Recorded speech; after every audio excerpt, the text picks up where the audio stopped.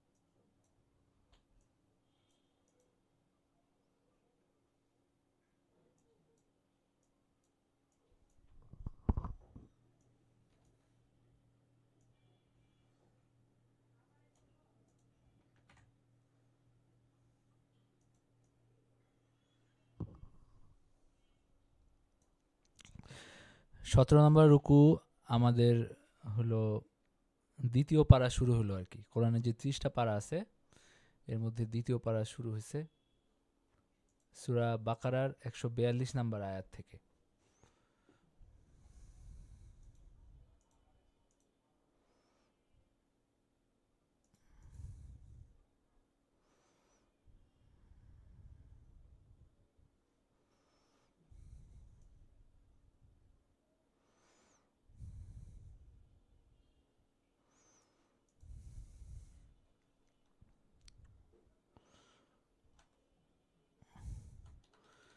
দ্বিতীয় পারায় আল্লাহ তাআলা বলেন, ১৭ নম্বর রুকুর শুরুতে আল্লাহ তাআলা বলেন যে নির্বোধ লোকেরা অচিরেই বলবে যে তারা এ যাবৎ যে কেবলা অনুসরণ করে এসেছিল তা হইতে কিসে তাহাদিগকে ফিরাইয়া দিল। মানে যখন কেবলা পরিবর্তন হলো তখন ইহুদিরা এটা নিয়ে নানান কথাবার্তা বলছে। তো আল্লাহ তাআলা আগে এটা বলছেন যে এই সিদ্ধান্তটার ফলে এরকম একটা সমালোচনা আসবে। তোমরা বলো যে পূর্ব ও পশ্চিম সব আল্লাহরই, তিনি যাকে ইচ্ছা সরল পথে পরিচালিত করেন। এইভাবে আমি তোমাদেরকে এক মধ্যপন্থী জাতি রূপে প্রতিষ্ঠিত করেছি। ওয়াকাযালিকা জাআলনাকুম উম্মাতান ওয়াসাতা, মানে আমি তোমাদেরকে করেছি একটা মধ্যপন্থী উম্মত, যাদের মধ্যে বাড়াবাড়ি বা ছাড়াছাড়ি নাই, যেন তোমরা মানব জাতির জন্য সাক্ষী স্বরূপ হও এবং রাসূল তোমাদের জন্য সাক্ষী স্বরূপ হবেন। তুমি এ যাবৎ যে কেবলা অনুসরণ করছিলে তাকে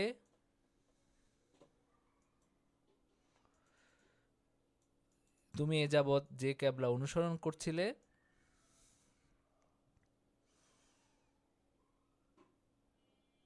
তাকে আমি এই উদ্দেশ্যে প্রতিষ্ঠিত করিয়াছিলাম যে যাহাতে জানিতে পারি কে রাসূলের অনুসরণ করে আর কে ফিরিয়া যায়। আল্লাহ যাদেরকে সৎপথে পরিচালিত করেছেন তারা ছাড়া অপরের নিকট এটা নিশ্চয়ই কঠিন।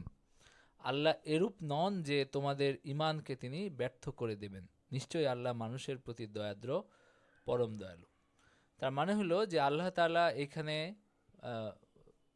বলছেন যে আমি তোমাদেরকে বানিয়েছিলাম মধ্যপন্থী উম্মত, উম্মাতান ওয়াসাতা, যেন তোমরা মানুষদের উপর সাক্ষী হও, মানে তোমরা মানুষদের ব্যাপারে সাক্ষ্য দিতে পারো বিভিন্ন জাতির ব্যাপারে, এবং রাসূল তোমাদের ব্যাপারে সাক্ষী হন।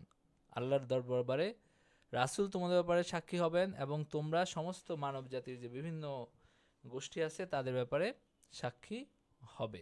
এই ধরনের একটা আল্লাহ বললেন। এবং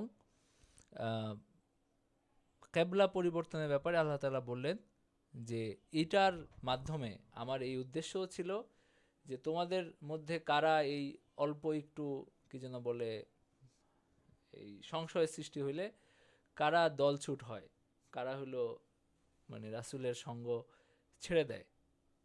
কিছু মানুষ বিভ্রান্ত হয়েছে তাদের প্রচারণায় যে হলো এই দিন তো একবার এক কথা বলে আরেকবার আরেক কথা বলে, এই ধরনের একটা সংশয় তাদের মধ্যে সৃষ্টি হয়েছে। তো ইন কানাত লাকাবীরাতান ইল্লা আলাল্লাযীনা হাদাল্লাহ, যে আল্লাহ যাদেরকে সৎপথে পরিচালিত করছেন তারা ছাড়া অপরের জন্য এটা কঠিন, মানে যখন আল্লাহ তাআলা যেভাবে বলেন সেভাবে পরিচালিত হওয়া। আল্লাহ তোমাদের ঈমান নষ্ট করতে চান না, নিশ্চয়ই আল্লাহ মানুষের প্রতি দয়াদ্র এবং পরম দয়ালু। আকাশের দিকে বারবার তাকানো আল্লাহ আমি অবশ্য লক্ষ্য করি। মানে এখানে ব্যাপার হলো যে নবীজি সাল্লাল্লাহু আলাইহি সাল্লাম যখন মক্কা থেকে মদিনায় আসলেন এবং কিবলা পরিবর্তন করে বাইতুল মুকাদ্দাস দেওয়া হলো, তখন তখন নবীজি সাল্লাল্লাহু আলাইহি সাল্লাম তার অন্তরে আকাঙ্ক্ষা ছিল যে যেন বাইতুল্লাহ মুসলিম উম্মার কিবলা হয়। এই ব্যাপারে নবীজির একটা আকাঙ্ক্ষা ছিল এবং তিনি আশা করতেন বারবার যে আল্লাহর পক্ষ থেকে যেন এরকম নির্দেশনা আসে যে বাইতুল্লাহকে কিবলা হিসাবে গ্রহণ করার। এবং তিনি জানতেন যে মানে চূড়ান্তভাবে মুসলমানদের কিবলা বাইতুল্লাহই হবে। তো তিনি বারবার আকাঙ্ক্ষা করতেন, সেই কথা আল্লাহ এখানে বলছেন যে কাদ নারা তাকাল্লুবা ওয়াজহিকা ফিস সামা ফালানুওয়াল্লিয়ান্নাকা কিবলাতান তারদাহা, আকাশের দিকে তোমার বারবার তাকানোকে আমি অবশ্য লক্ষ্য করি, সুতরাং তোমাকে অবশ্যই এমন কিবলার দিকে ফিরিয়ে দিচ্ছি যেটা তুমি পছন্দ করো। মানে তোমার আকাশের দিকে তাকানোকে আমি লক্ষ্য করি, তো সুতরাং তোমাকে এমন কিবলার দিকে ফিরিয়ে দেওয়া হচ্ছে যে কিবলা তুমি পছন্দ করো, মানে যেটা তোমার কাছে ভালো লাগে সেটা।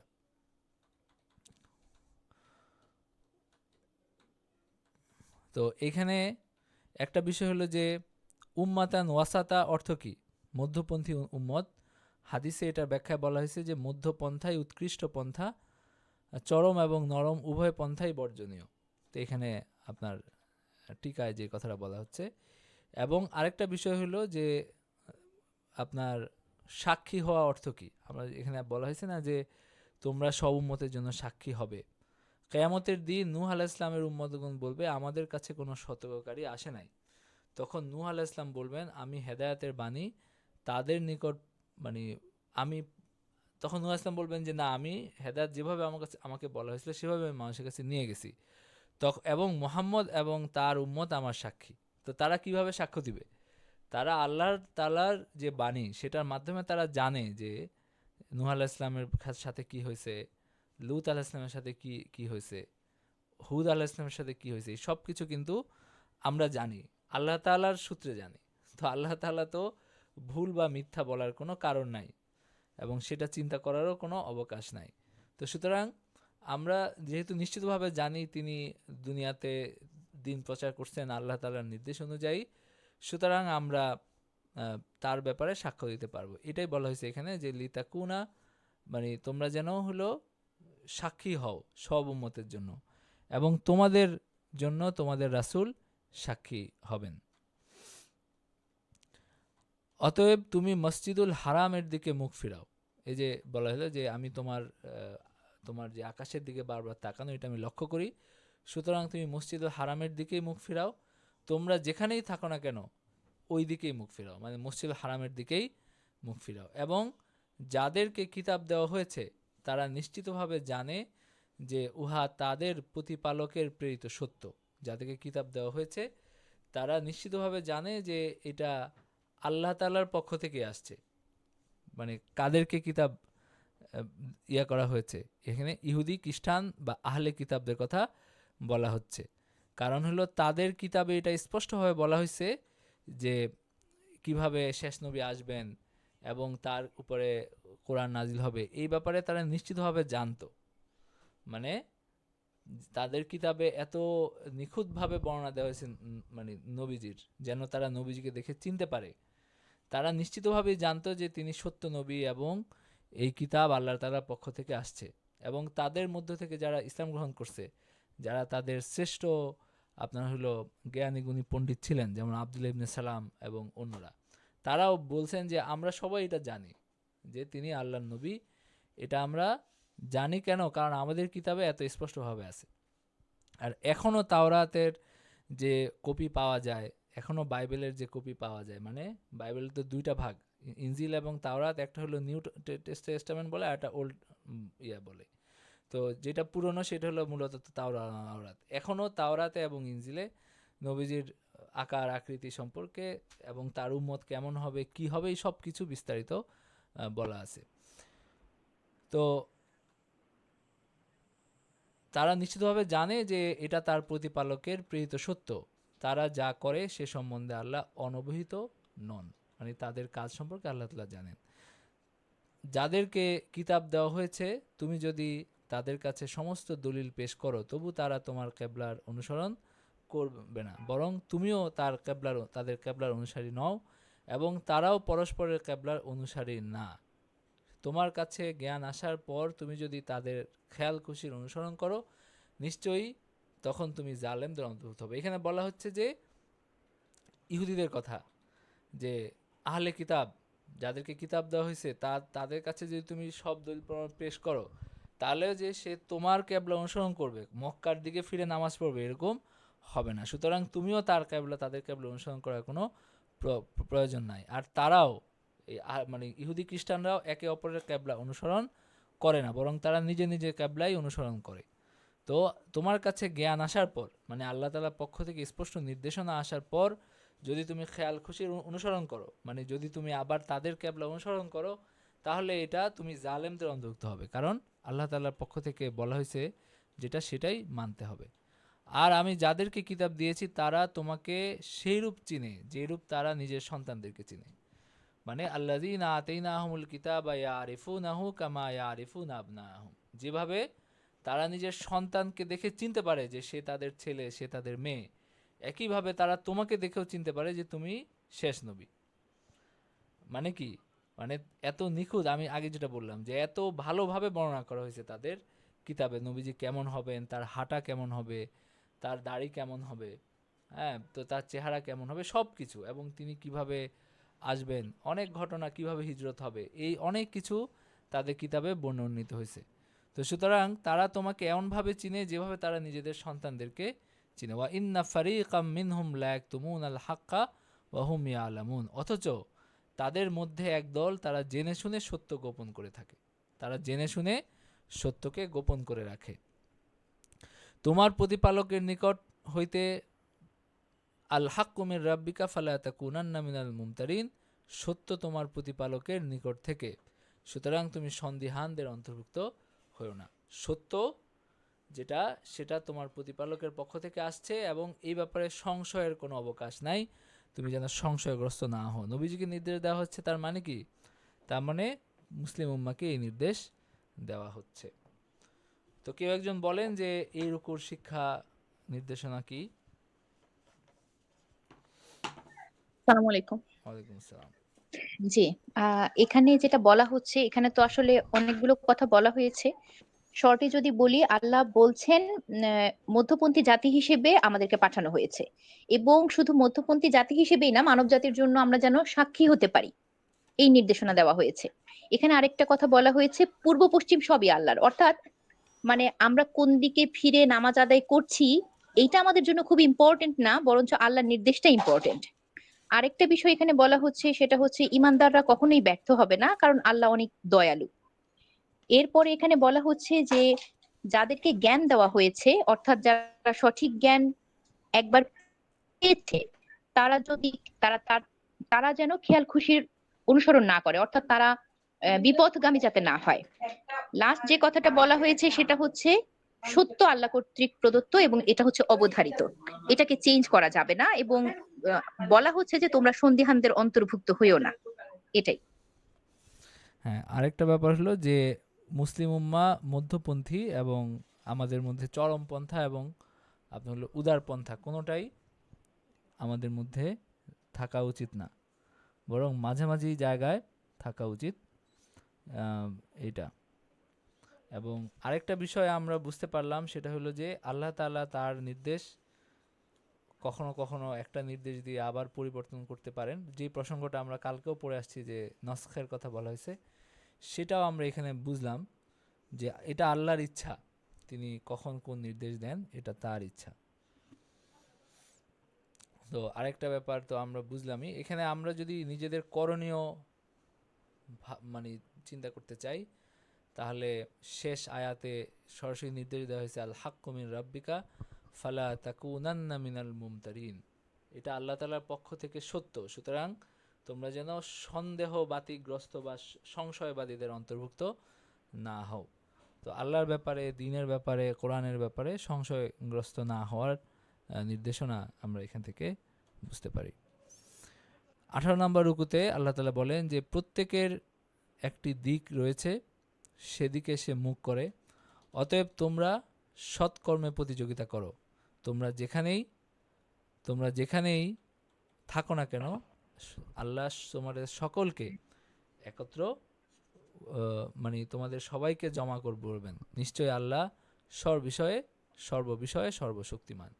যেখান থেকে তুমি বের হও না কেন, মসজিদুল হারামের দিকে মুখ ফিরাও, এটা নিশ্চয়ই তোমার প্রতিপালকের নিকট থেকে প্রেরিত সত্য। তোমরা যা করো সে সম্পর্কে আল্লাহ অনবহিত নন। তুমি যেখান থেকেই বের হও না কেন, মসজিদুল হারামের দিকে মুখ ফিরাও, মানে আবার বারবার বলা হচ্ছে, একই নির্দেশনা দেওয়া হচ্ছে, এবং তোমরা যেখানেই থাকো না কেন তার দিকেই মুখ ফিরাবে, যাতে তোমাদের মধ্যে জালিমদের ব্যতীত অপর লোকের তোমাদের বিরুদ্ধে বিতর্কের কিছু না থাকে। সুতরাং তাদেরকে ভয় করো না, শুধু আমাকেই ভয় করো, যাতে আমি আমার নেয়ামত তোমাদেরকে পরিপূর্ণরূপে দান করতে পারি, এবং যাতে তোমরা সৎপথে পরিচালিত হও। যেমন আমি তোমাদের মধ্য থেকে তোমাদের নিকট রাসূল প্রেরণ করেছি, যে আমার আয়াতসমূহ তোমাদের কাছে তেলাওয়াত করে, তোমাদেরকে পবিত্র করে এবং কিতাব ও হিকমত শিক্ষা দেয়, আর তোমরা যা জানতে না তা শিক্ষা দেয়। সুতরাং তোমরা আমাকেই স্মরণ করো, আমিও তোমাদেরকে স্মরণ করব। তোমরা আমার প্রতি কৃতজ্ঞ হও, আমিও তোমাদের প্রতি কৃতজ্ঞ হব। 18 নম্বর রুকুর শিক্ষাগুলো কেউ বলেন?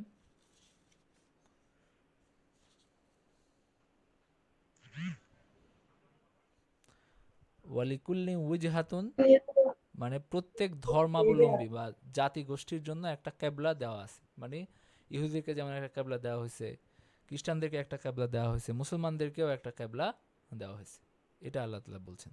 তো এখানকার শিক্ষাগুলো কেউ বলেন? আমি কি আবার বলবো? আরেকজন বলেন, সবার অংশগ্রহণ করা উচিত। মারিয়াম রুমি, আপনি বলেন।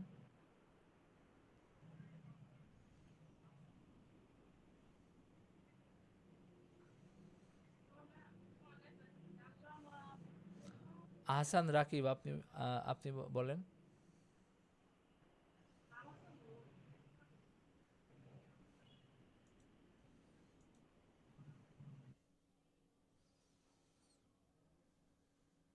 আর কেউ বলার মতো নাই?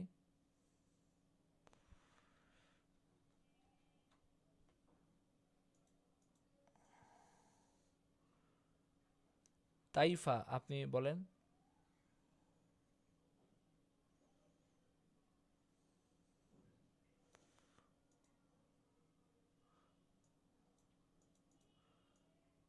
আচ্ছা, ওনারা কি ক্লাসে আছেন না নাই? যাই হোক, আমাদের সময় নষ্ট করার সুযোগ নাই। জি, আপনি বলেন। সালমা ইয়াসমিন, জি আপনি বলেন। জি, এখানে আমরা যেটা দেখি, প্রথম আয়াতে আল্লাহ এটা বলছেন যে কেবল আল্লাহকে ভয় করতে হবে, এবং যারা আল্লাহকে ভয় করবে আল্লাহ তাদেরকে বলছেন যে তিনি সৎ পথে পরিচালিত করবেন, অর্থাৎ এটা পুরস্কার হিসেবে। সুতরাং আমরা এই শিক্ষাটা পাই যে আল্লাহকে কেবল আল্লাহকেই ভয় করতে হবে, অন্য কাউকে করা যাবে না। এরপরে যেটা আল্লাহ বলছেন যে যারা তেলাওয়াত করে, অর্থাৎ কোরআনের কথা বলা হচ্ছে এখানে, যারা তেলাওয়াত করবে, আল্লাহর আয়াতকে যারা পাঠ করবে, এখানে আমার কাছে মনে হচ্ছিল যে এটা হয়তো শুধু রিড করার কথা বলা হয় নাই, এটাকে সম্ভবত পাঠ করার কথা, মানে পড়া না, পাঠ করার কথা বলা হয়েছে। তো আল্লাহ বলছেন যে যারা তেলাওয়াত করবে তাদেরকে আল্লাহ তাদের অন্তরকে পবিত্র করে দিবেন। তো এইটা একটা বড় একটা পুরস্কার, অর্থাৎ মনে হচ্ছিল আর কি এইখানে যা যা বলা হচ্ছিল এগুলো বেশিরভাগই পুরস্কারের কথা, যারা ঈমান আনবে তারা এই পুরস্কারগুলো পাবে। না, অন্তরকে পবিত্র করে দিবেন এটা বলেন নাই। আল্লাহ তাআলা বলছেন যে একজন রাসূল তিনি তোমাদের কাছে মানে তোমাদের কাছে কিতাব পাঠ করেন এবং তোমাদেরকে পরিশুদ্ধ করেন।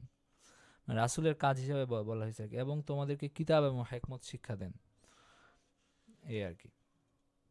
জি, তো রাসূল আয়াতসমূহ পাঠ করেন, তোমাদেরকে পবিত্র করেন এবং তোমাদেরকে শিক্ষা দেন কিতাব এবং তার গূঢ়তত্ত্ব, আর তোমাদেরকে শিক্ষা দেন যা তোমরা জানতে না। তো তার মানে এখানে আপনার হলো রাসূলের বৈশিষ্ট্য বর্ণনা করা হচ্ছে। তো এইখানে আমাদের একটা করণীয় আছে একদম শেষ আয়াতে। শেষ আয়াতে আল্লাহ তাআলা বলতেছেন, ফাজকুরুনি আযকুরকুম ওয়াশকুরুলি ওয়ালা তাকফুরুন। তোমরা আমার নেয়ামত সমূহকে স্মরণ রাখো, আমি তোমাদের স্মরণ রাখব, আর আমার শুকর আদায় করো। মানে আমাকে স্মরণ করো, মানে আমি যে তোমাদেরকে এত নেয়ামত দিয়েছি, এই যে তোমাদের কাছে রাসূল প্রেরণ করেছি, তোমাদেরকে কোরআন দিয়েছি, তো সুতরাং তোমরা আমাকে স্মরণ করো, আমার শুকরিয়া আদায় করো, আমিও তোমাদেরকে স্মরণ করব, মানে তোমাদেরকে আমি ক্ষমা করব এবং তোমাদেরকে আমি হলো মানে আল্লাহ তাআলার স্মরণ করা মানে কি, মানে রহমত এবং অনুগ্রহ বর্ষণ করার মাধ্যমে, ক্ষমা করার মাধ্যমে স্মরণ করা। তো তার মানে আমাদেরকে বেশি বেশি আল্লাহকে স্মরণ করতে বলা হচ্ছে। স্মরণ করাটা আনুগত্যের মাধ্যমে হইতে পারে, জিকিরের মাধ্যমে হইতে পারে, শুকরিয়া আদায় করার মাধ্যমেও হইতে পারে। আল্লাহর স্মরণ আমাদের অন্তরে জাগরুক থাকা উচিত সর্বাবস্থায় সর্বক্ষেত্রে। এটা আমাদের একটা করণীয় বা গুরুত্বপূর্ণ শিক্ষা, যেটা আমরা আল্লাহ তাআলার নির্দেশনা অনুযায়ী করতে পারি। তো 18 নম্বর রুকু গেল। 19 নম্বর রুকুর আলোচ্য বিষয়কে একটা হলো আল্লাহ তাআলার সাহায্য প্রার্থনার নির্দেশ, আরেকটা হলো শহীদরা মৃত না। নিম্নলিখিত বিষয়গুলো মাধ্যমে আল্লাহ মুমিনদের ঈমান পরীক্ষা করবেন, মানে কিছু বিষয়ের কথা বলা হয়েছে। এবং সাফা মারওয়া আল্লাহ নিদর্শনসমূহের অন্তর্ভুক্ত। যারা সত্য গোপন করে তাদের উপর আল্লাহ ফেরেশতা এবং সমগ্র মানবজাতির সমস্ত মানবজাতির শাপ, যেটার কথা আমরা আলোচনা করতেছিলাম, যেই কারণে হানাফিরা মনে করেন যে কোরআন শিক্ষার মানে কোরআনকে শিক্ষা দেওয়াটাকে বানানো, পণ্য বানানো বা এটাকে একটা পেশা হিসেবে গ্রহণ করা, এটা ঠিক না। এটা সত্য গোপন করে, এই আয়াত থেকে তারা বলেন। কেন বলেন? কারণ সত্য গোপন করা মানে কি, মানে তুমি আমাকে টাকা দিলে আমি তোমাকে মানে পড়াচ্ছি, আর নাহলে পড়াচ্ছি না। অথচ যার কাছে জ্ঞান আছে, কোরআনের জ্ঞান আছে, তার দায়িত্ব হলো এটাকে সবাই কাছে বিতরণ করা, মানে তাদের দৃষ্টিভঙ্গি হলো এটা। তো এই কারণে তারা, যদিও এখানে মতবিরোধ আছে যেটা আমি আগে বলছিলাম। আচ্ছা, আমরা দেখি কোরআন সরাসরি, কোরআনে দেখি কি বলা হচ্ছে।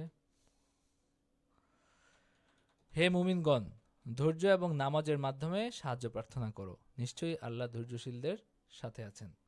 এবং যারা আল্লাহর পথে মারা যায় তাদেরকে যেন তোমরা মৃত না বলো, বরং তারা জীবিত, কিন্তু তোমরা উপলব্ধি করতে পারো না। যারা মৃত্যুবরণ করেন তারা কোনোভাবেই মৃত না, বরং তারা জীবিত, কিন্তু তোমরা উপলব্ধি করতে পারো না। আমি তোমাদেরকে কিছু ভয়, ক্ষুধা এবং ধন সম্পদ, জীবন ও ফল ফসলের ক্ষয়ক্ষতি দ্বারা আমি তোমাদেরকে অবশ্যই পরীক্ষা করব। তুমি শুভ সংবাদ দাও ধৈর্যশীলগণকে।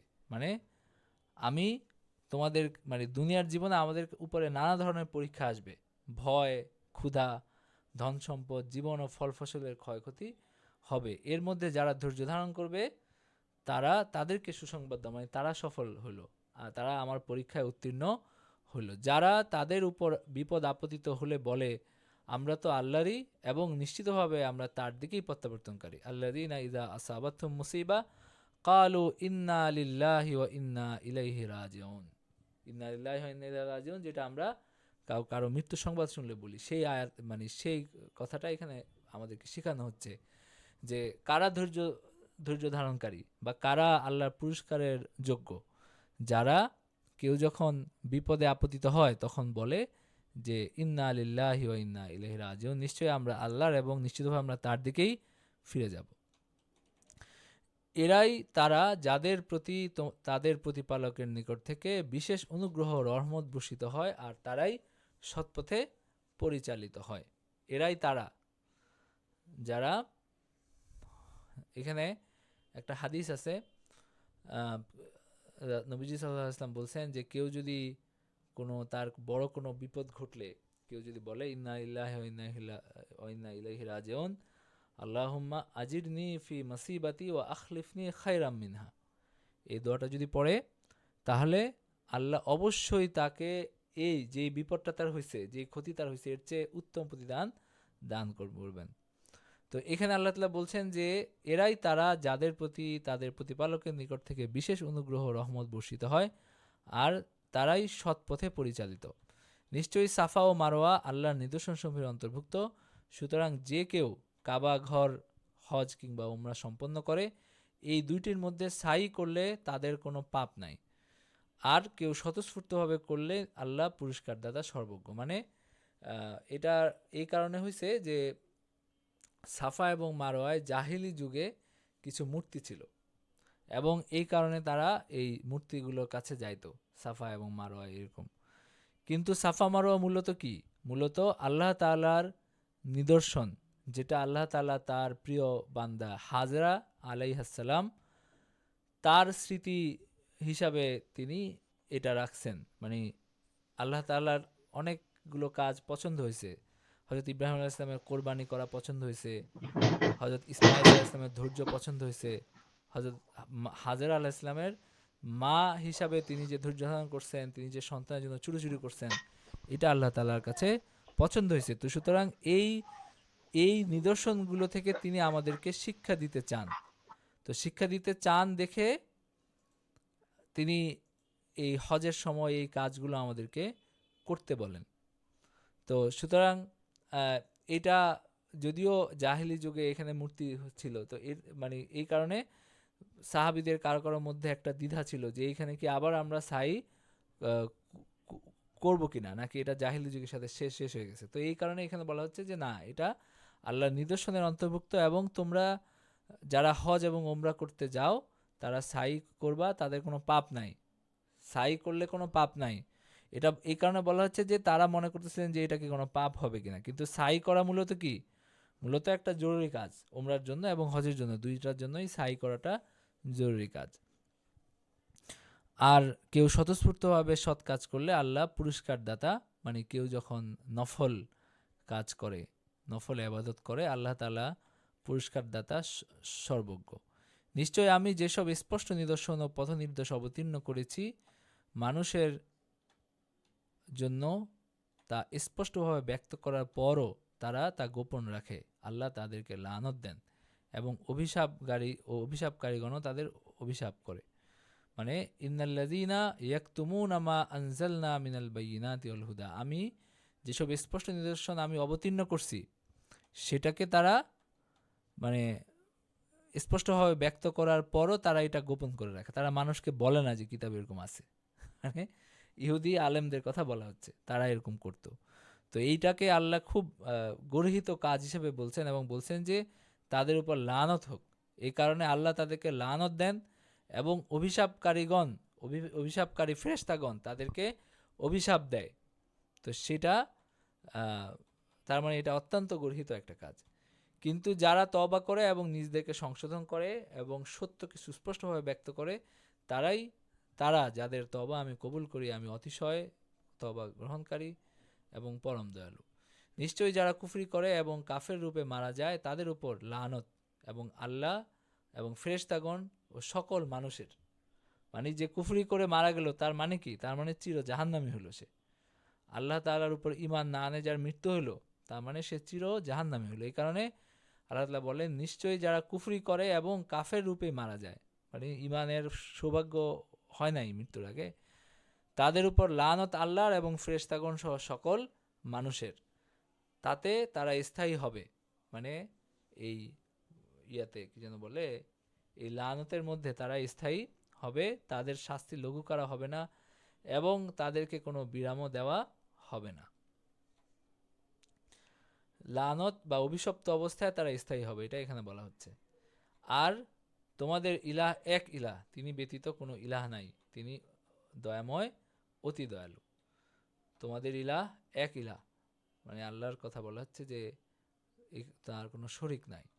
তো এই রুকুর শিক্ষাগুলো বলেন কেউ। আসসালামু আলাইকুম। ওয়ালাইকুম আসসালাম।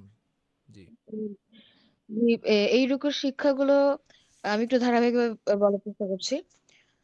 এখানে আল্লাহ তাআলা প্রথমে বলেছেন যে মুমিনদের জীবনের সিফাত বা বৈশিষ্ট্য হচ্ছে তাদের জীবনে আল্লাহ তাআলা নানা রকম বালা মুসিবত দিতে থাকবেন। কখনো এটা পরীক্ষা স্বরূপ এবং কখনো এটা তাদের গুনাহ মাফের উসিলা হিসেবে। তো তখন মুমিনদের দায়িত্ব হচ্ছে আল্লাহ তাআলার কাছে সাহায্য প্রার্থনা করা, এবং কিভাবে সাহায্য প্রার্থনা করতে হবে সেটাও আল্লাহ তাআলা বলে দিচ্ছেন। সাহায্য প্রার্থনা করতে হবে ধৈর্য এবং সালাতের মাধ্যমে। এটা একটা শিক্ষা। আরেকটা শিক্ষা হচ্ছে যে শহীদেরা যখন মৃত্যুবরণ করেন, আমাদের চোখে মনে হয় যে তারা মৃত্যুবরণ করেছে, কিন্তু আসলে তারা জীবিত। আল্লাহ তাদেরকে বিশেষ কুদরতের মাধ্যমে জীবিত রাখেন। আরেকটা ব্যাপার হচ্ছে যে সাফা ও মারওয়া, এটা সাহাবায়ে কেরামদের যুগে মূর্তি পূজার কাজে ব্যবহৃত হতো, কিন্তু পরবর্তীতে হাজেরা আলাইহিসসালামের মর্যাদার কারণে এই সাফা এবং মারওয়াকে আল্লাহ তাআলা তার বিশেষ নিদর্শনের অন্তর্ভুক্ত করেছেন। ফলে হজ এবং উমরার সময় এটা সাই করা একটা ফরজ ইবাদত হিসেবে গণ্য করা হয়। আর আরেকটা ধারণা আমাদের মধ্যে আছে যে শিরকের গুনাহ আল্লাহ তাআলা কখনোই মাফ করেন না, কিন্তু এখানে আল্লাহ তাআলা বলে দিচ্ছেন শিরকের গুনাহ আল্লাহ তাআলা মাফ করেন না যদি না ব্যক্তি শিরকের উপর থেকে মৃত্যুবরণ করে। মৃত্যুর পরে শিরকের গুনাহ আল্লাহ তাআলা মাফ করেন না, কিন্তু কেউ যদি মৃত্যুবরণ করার আগে শিরক থেকে মুক্ত হয়ে আল্লাহর উপর ঈমান এনে মৃত্যুবরণ করে, তাহলে আল্লাহ তাআলা এই গুনাহ মাফ করে দিতে পারেন। আর লাস্ট একটা পয়েন্ট হচ্ছে, যারা জেনে বুঝে আল্লাহ তাআলার আহ, প্রদান করা সত্য গোপন করে, তাদের উপর আল্লাহ তাআলার লানত, ফেরেশতাগণ এবং সমস্ত সৃষ্টিকুল তাদের উপর লানত বর্ষণ করে। সো কুফর অবস্থায় মারা যাওয়া কোনোভাবেই কাম্য না। মারা যাওয়ার আগে অবশ্যই আমাদেরকে আল্লাহর উপর সর্বাত্মক ঈমান রেখে মৃত্যুবরণ করার চেষ্টা করতে হবে, না হলে ওই যে শিরকের গুনাহ আল্লাহ তাআলা মৃত্যুর পরবর্তীতে মাফ করেন না। এইটুকুই। আচ্ছা, তো এখানে এই শুধু মুমিনদের জীবনেই বিপদ আসবে এরকম না, বিপদ সবার জীবনে আসে। সব মানে দুনিয়ার ধারাই এরকম যে মানুষ বারবার বিপদে পড়ে। তো এখানে মুমিনদের কাজ কি? করণীয় হলো ধৈর্য ধারণ করা। তো এই রুকু থেকে আমরা যদি করণীয় বলি যে আমাদের করণীয় কি, একটা করণীয় এবং সবচেয়ে বড় করণীয় সেটা হলো বিপদে ধৈর্য ধারণ করা, আল্লাহ তাআলার সাহায্য প্রার্থনা করা, অধৈর্য না হওয়া। যদিও এটা খুব কঠিন কাজ, ধৈর্য ধারণ করাটা খুবই কঠিন কাজ। আচ্ছা, এরপরে 20 নম্বর রুকুর মূল প্রসঙ্গগুলো যদি আমরা বলি, প্রকৃতির নিদর্শনসমূহের মাধ্যমে আল্লাহকে চেনার উপায়, মুশরিকদের জন্য কঠোর শাস্তি, কিয়ামতের দিনে বিভ্রান্ত নেতাদের অনুসারীরা অনুশোচনা করবে। তার মানে হলো যে প্রথম বলা হয়েছে যে প্রকৃতির বিভিন্ন নিদর্শনের মাধ্যমে আমরা আল্লাহকে চিনতে পারি। আল্লাহ তাআলা বলেন, নিশ্চয়ই আকাশমণ্ডল ও পৃথিবীর সৃষ্টিতে, রাত্রি ও দিবসের পরিবর্তনে, যা মানুষের হিত সাধন করে, তা সহ সমুদ্রে বিচরণশীল নৌযান সমূহে, আল্লাহর আকাশ থেকে যে বাড়িবর্ষণ দ্বারা ধরিত্রীকে তার মৃত্যুর পর পুনর্জীবিত করেন তাতে, এবং তার মধ্যে যাবতীয় জীব জন্তুর বিস্তারণে, তো বায়ুর দিক পরিবর্তনে, আকাশ এবং পৃথিবীর মধ্যে নিয়ন্ত্রিত মেঘমালাতে জ্ঞানবান জাতির জন্য নিদর্শন আছে। তো এখানে যদিও বাংলাটা খুব খটমটে, কিন্তু আরবিটা খুবই চমৎকার। ইন্না ফি খালকিস সামাওয়াতি ওয়াল আরদি ওয়াখতিলাফিল লাইলি ওয়ান নাহারি ওয়াল ফুলকিল্লাতী তাজরি ফিল বাহরি বিমা ইয়ানফাউন নাস وما أنزل الله من السماء ماء فأحيا به الأرض بعد موتها وبث فيها من كل دابة وتصريف الرياح والسحاب المسخر بين السماء والأرض لآيات لقوم يعقلون। মানে হলো কি যে খুবই আপনার হলো চমৎকার ভাষায় এখানে আল্লাহর যে বিভিন্ন সৃষ্টিগুলোর কথা বলা হচ্ছে, এবং বলা হচ্ছে যে এগুলোর মাধ্যমে তোমরা আল্লাহকে চিনার চেষ্টা করো। আকাশমণ্ডল এবং পৃথিবী, রাত্রি এবং দিন, যা মানুষের হিত সাধন করে, তা সহ সমুদ্রে বিচরণশীল নৌযান। মানে কি? মানে যে নৌযানগুলো মানুষের মালামাল নিয়ে এক দেশ থেকে আরেক দেশে যায়, তখন দুনিয়াতে সৃষ্টির শুরু থেকে মানে হলো একদম আদি যুগ থেকে আপনার এই নৌকা হলো একটা ভালো বাহন, এখনো সেটা আছে। মানে এখনো কি সবচেয়ে বেশি মালামাল কিসের মাধ্যমে যায়? নৌপথেই কিন্তু যাতায়াত করে বিভিন্ন দেশ থেকে আরেক দেশে।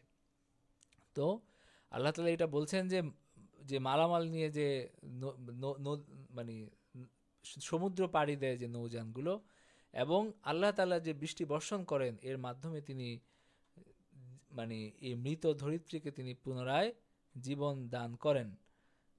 তো এবং এখানে তিনি বিভিন্ন জীবজন্তুকে ছড়িয়ে দেন, এবং বাতাস পরিবর্তন হয়, আকাশ এবং পৃথিবীর মধ্যে মেঘমালা উড়াউড়ি করে। এই সব কিছুর মধ্যে আল্লাহ তাআলার নিদর্শন, আল্লাহ তাআলার চিনার নিদর্শন আছে। কারণ হলো এইগুলো কোনো আপনার একজন সৃষ্টিকর্তা ছাড়া এটা হতে পারে না। মানে এত সুন্দর জগৎ, এটা হইতে পারে না যে এটা একটা বিস্ফোরণ হয়েছে, সেখান থেকে আপনা আপনি সবকিছু হয়ে গেছে। তা আপনা আপনি যেগুলো হয় সেখানে কি থাকে, অনেক অসৌন্দর্য থাকে, অনেক মানে বিসদৃশ ব্যাপার থাকে। এত সুন্দর আকাশ যেটা দেখে আপনার হলো এত সুন্দর মেঘমালা, এত সুন্দর বৃষ্টি, এটা এটা কি হয় না, একজন সৃষ্টিকর্তা ছাড়া এটা হতে পারে না। এটা যে কোনো বিবেকমান মানুষ বুঝতে পারে যে এটা তো এইভাবে এমনি এমনি মানে অপ্রয়োজনীয় অহেতুক সৃষ্টি হয়ে গেছে, এটা তো হওয়া সম্ভব না।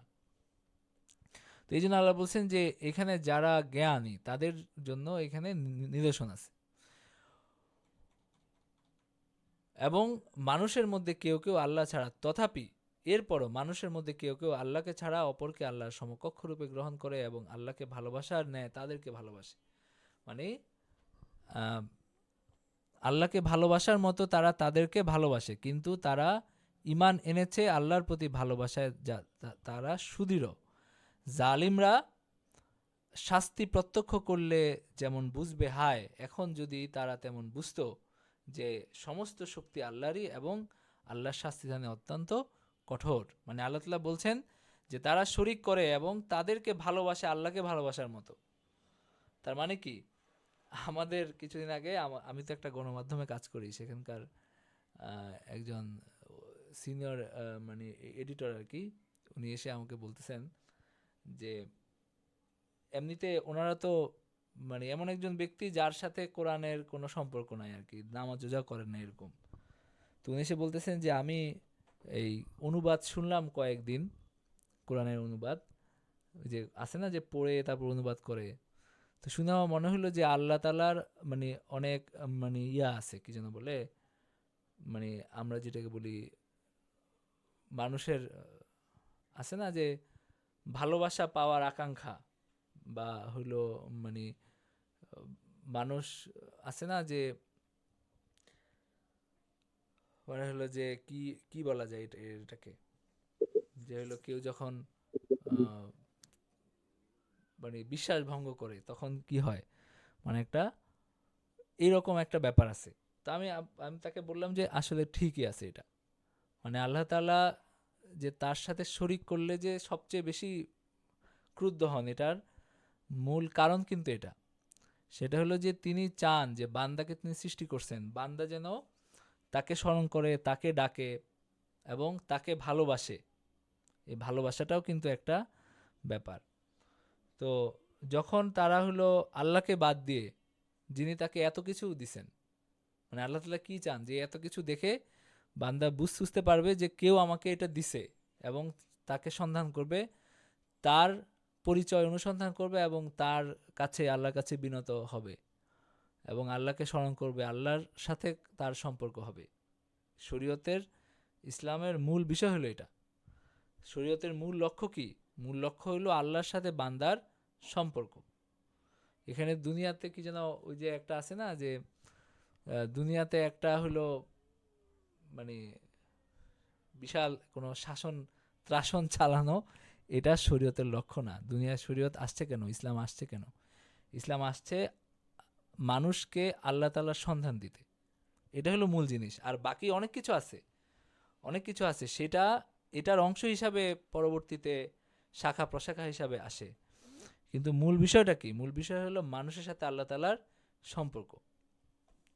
তো আল্লাহ তাআলা এখানে বলছেন যে তারা আমার সাথে শরীক স্থাপন করে এবং ইউহিব্বুনাহুম কাহুব্বিল্লাহ, মানে তারা তাদেরকে ভালোবাসে যেভাবে আল্লাহকে ভালোবাসা উচিত, সেভাবে তারা তাদেরকে ভালোবাসে।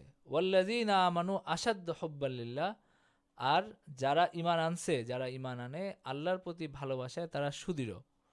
জালেমরা শাস্তি প্রত্যক্ষ করলে যেমন বুঝবে হায়, তেমন যদি তারা এখন বুঝতো আল্লাহ সমস্ত শক্তি আল্লাহর এবং আল্লাহর শাস্তি দানে অত্যন্ত কঠোর। তারপরে আরেকটা কথা আল্লাহ বলছেন, সেটা হলো যে কিয়ামতের দিন এই অবস্থা হবে যে যাদেরকে অনুসরণ করছে এই এরা, তারা তাদেরকে অস্বীকার করবে, দায়িত্ব অস্বীকার করবে। যে যারা ওই যে নেতা এখন আছে না, নির্বাচন হবে অমুক ভাই তমুক ভাই, একজনের পিছনে কিছু মানুষ এরকম আছে যাদের জন্ম ওই চাল্লি হওয়ার জন্যই হয়েছে, মানে চামচা হওয়ার জন্যই। কিছু মানুষের জন্মই হয় কারো চামচামি করার জন্য, মানে প্রকৃতিগতভাবেই তারা মানে হয় এই নেতার চামচামি করবে, নয়তো ওই নেতার চামচামি করবে।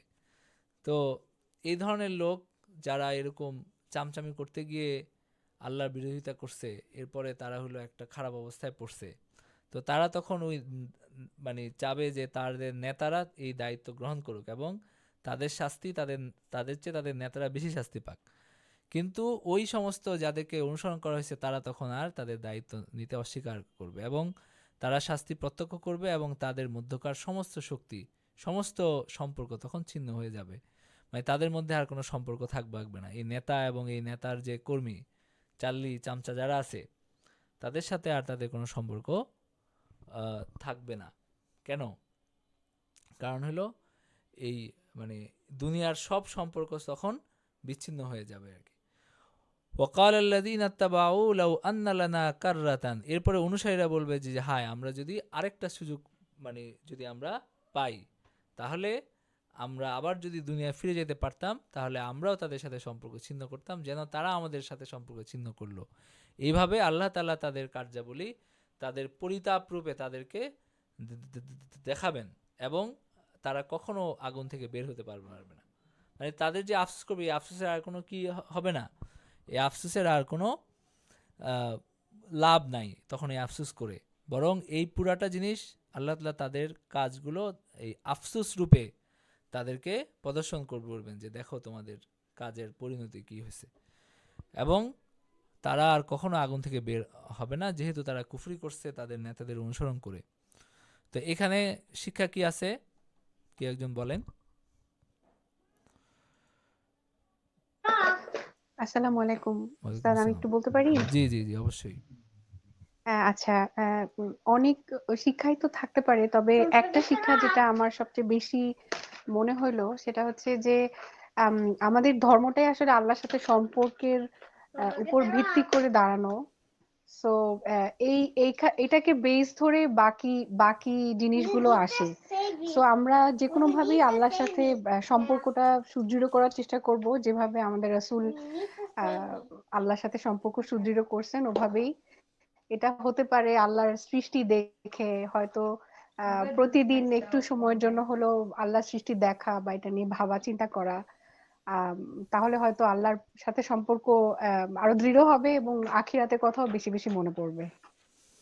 হ্যাঁ, এটা একটা চমৎকার কথা বলছেন উনি, যে আমাদের এখান থেকে আমাদের একটা করণীয় হইতে পারে, সেটা হলো যে আল্লাহর সাথে তার সাথে সম্পর্ক দৃঢ় করা। সেটা নামাজের মাধ্যমে হইতে পারে, ধ্যান করে নামাজ পড়ার মাধ্যমে হইতে পারে, বুঝে বুঝে কোরআন পড়ার মাধ্যমে হইতে পারে, আল্লাহ তাআলার জিকির করার মাধ্যমে হইতে পারে।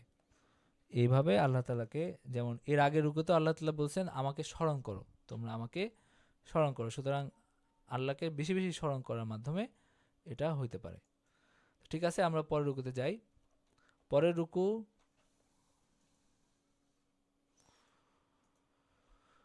শয়তানের পদঙ্ক অনুসরণ করো না, এই রুকুতে আছে, এবং অন্ধভাবে ধর্ম অনুসরণ করো না, অন্ধভাবে ধর্ম অনুসরণ করতে নিষেধ করা হয়েছে। তারপরে হারাম খাদ্যসমূহ খেতে, এটা বলা হয়েছে যে কোনগুলো হারাম। তারপরে যারা পার্থিব লাভের জন্য সত্য গোপন করে তারা আগুন ছাড়া কিছুই ভক্ষণ করে না, সে কথাও এখানে বলা হয়েছে। যারা বিভিন্ন টাকা পয়সা নিয়ে সত্যকে গোপন করে রাখে তাদের কথা বলা হচ্ছে। তো আল্লাহ তাআলা বলছেন যে হে মানব জাতি, পৃথিবীতে যা কিছু বৈধ পবিত্র খাদ্যবস্তু রহিয়াছে তা থেকে তোমরা আহার করো এবং শয়তানের পদঙ্ক অনুসরণ যেন না করো, নিশ্চয়ই সে তোমাদের প্রকাশ্য শত্রু। সে কেবল তোমাদেরকে মন্দ ও অশ্লীল কাজের এবং আল্লাহ সম্পর্কে তোমরা জানো না এমন সব বিষয় বলার নির্দেশ দেয়। মানে তোমরা পৃথিবীতে পবিত্র খাদ্যবস্তু খাও এবং শয়তানের পদাঙ্ক অনুসরণ করো না। মানে শয়তান তোমাদেরকে যেসব জিনিস খাইতে শিখায়, যেমন মৃত জন্তু আছে, নানান নেশা টেশা আছে, এইগুলা যেন তোমরা না খাও। এবং তোমরা এমন কিছু বলো না, শয়তান তোমাদেরকে অশ্লীল কাজের নির্দেশ দেয়, আল্লাহ সম্পর্কে তোমরা জানো না এমন সব বিষয় বলার নির্দেশ দেয়। মানে মন গড়া আল্লাহ সম্পর্কে কথা বলার নির্দেশ বা শিখায়, প্ররোচনা দেয়। যখন তাদেরকে বলা হয় আল্লাহ যা অবতীর্ণ করেছেন তা তোমরা অনুসরণ করো, তারা বলে না, বরং আমরা আমাদের পিতৃপুরুষদেরকে যেতে মানে যে জায়গায় দেখছি আমরা সেইটা অনুসরণ করব।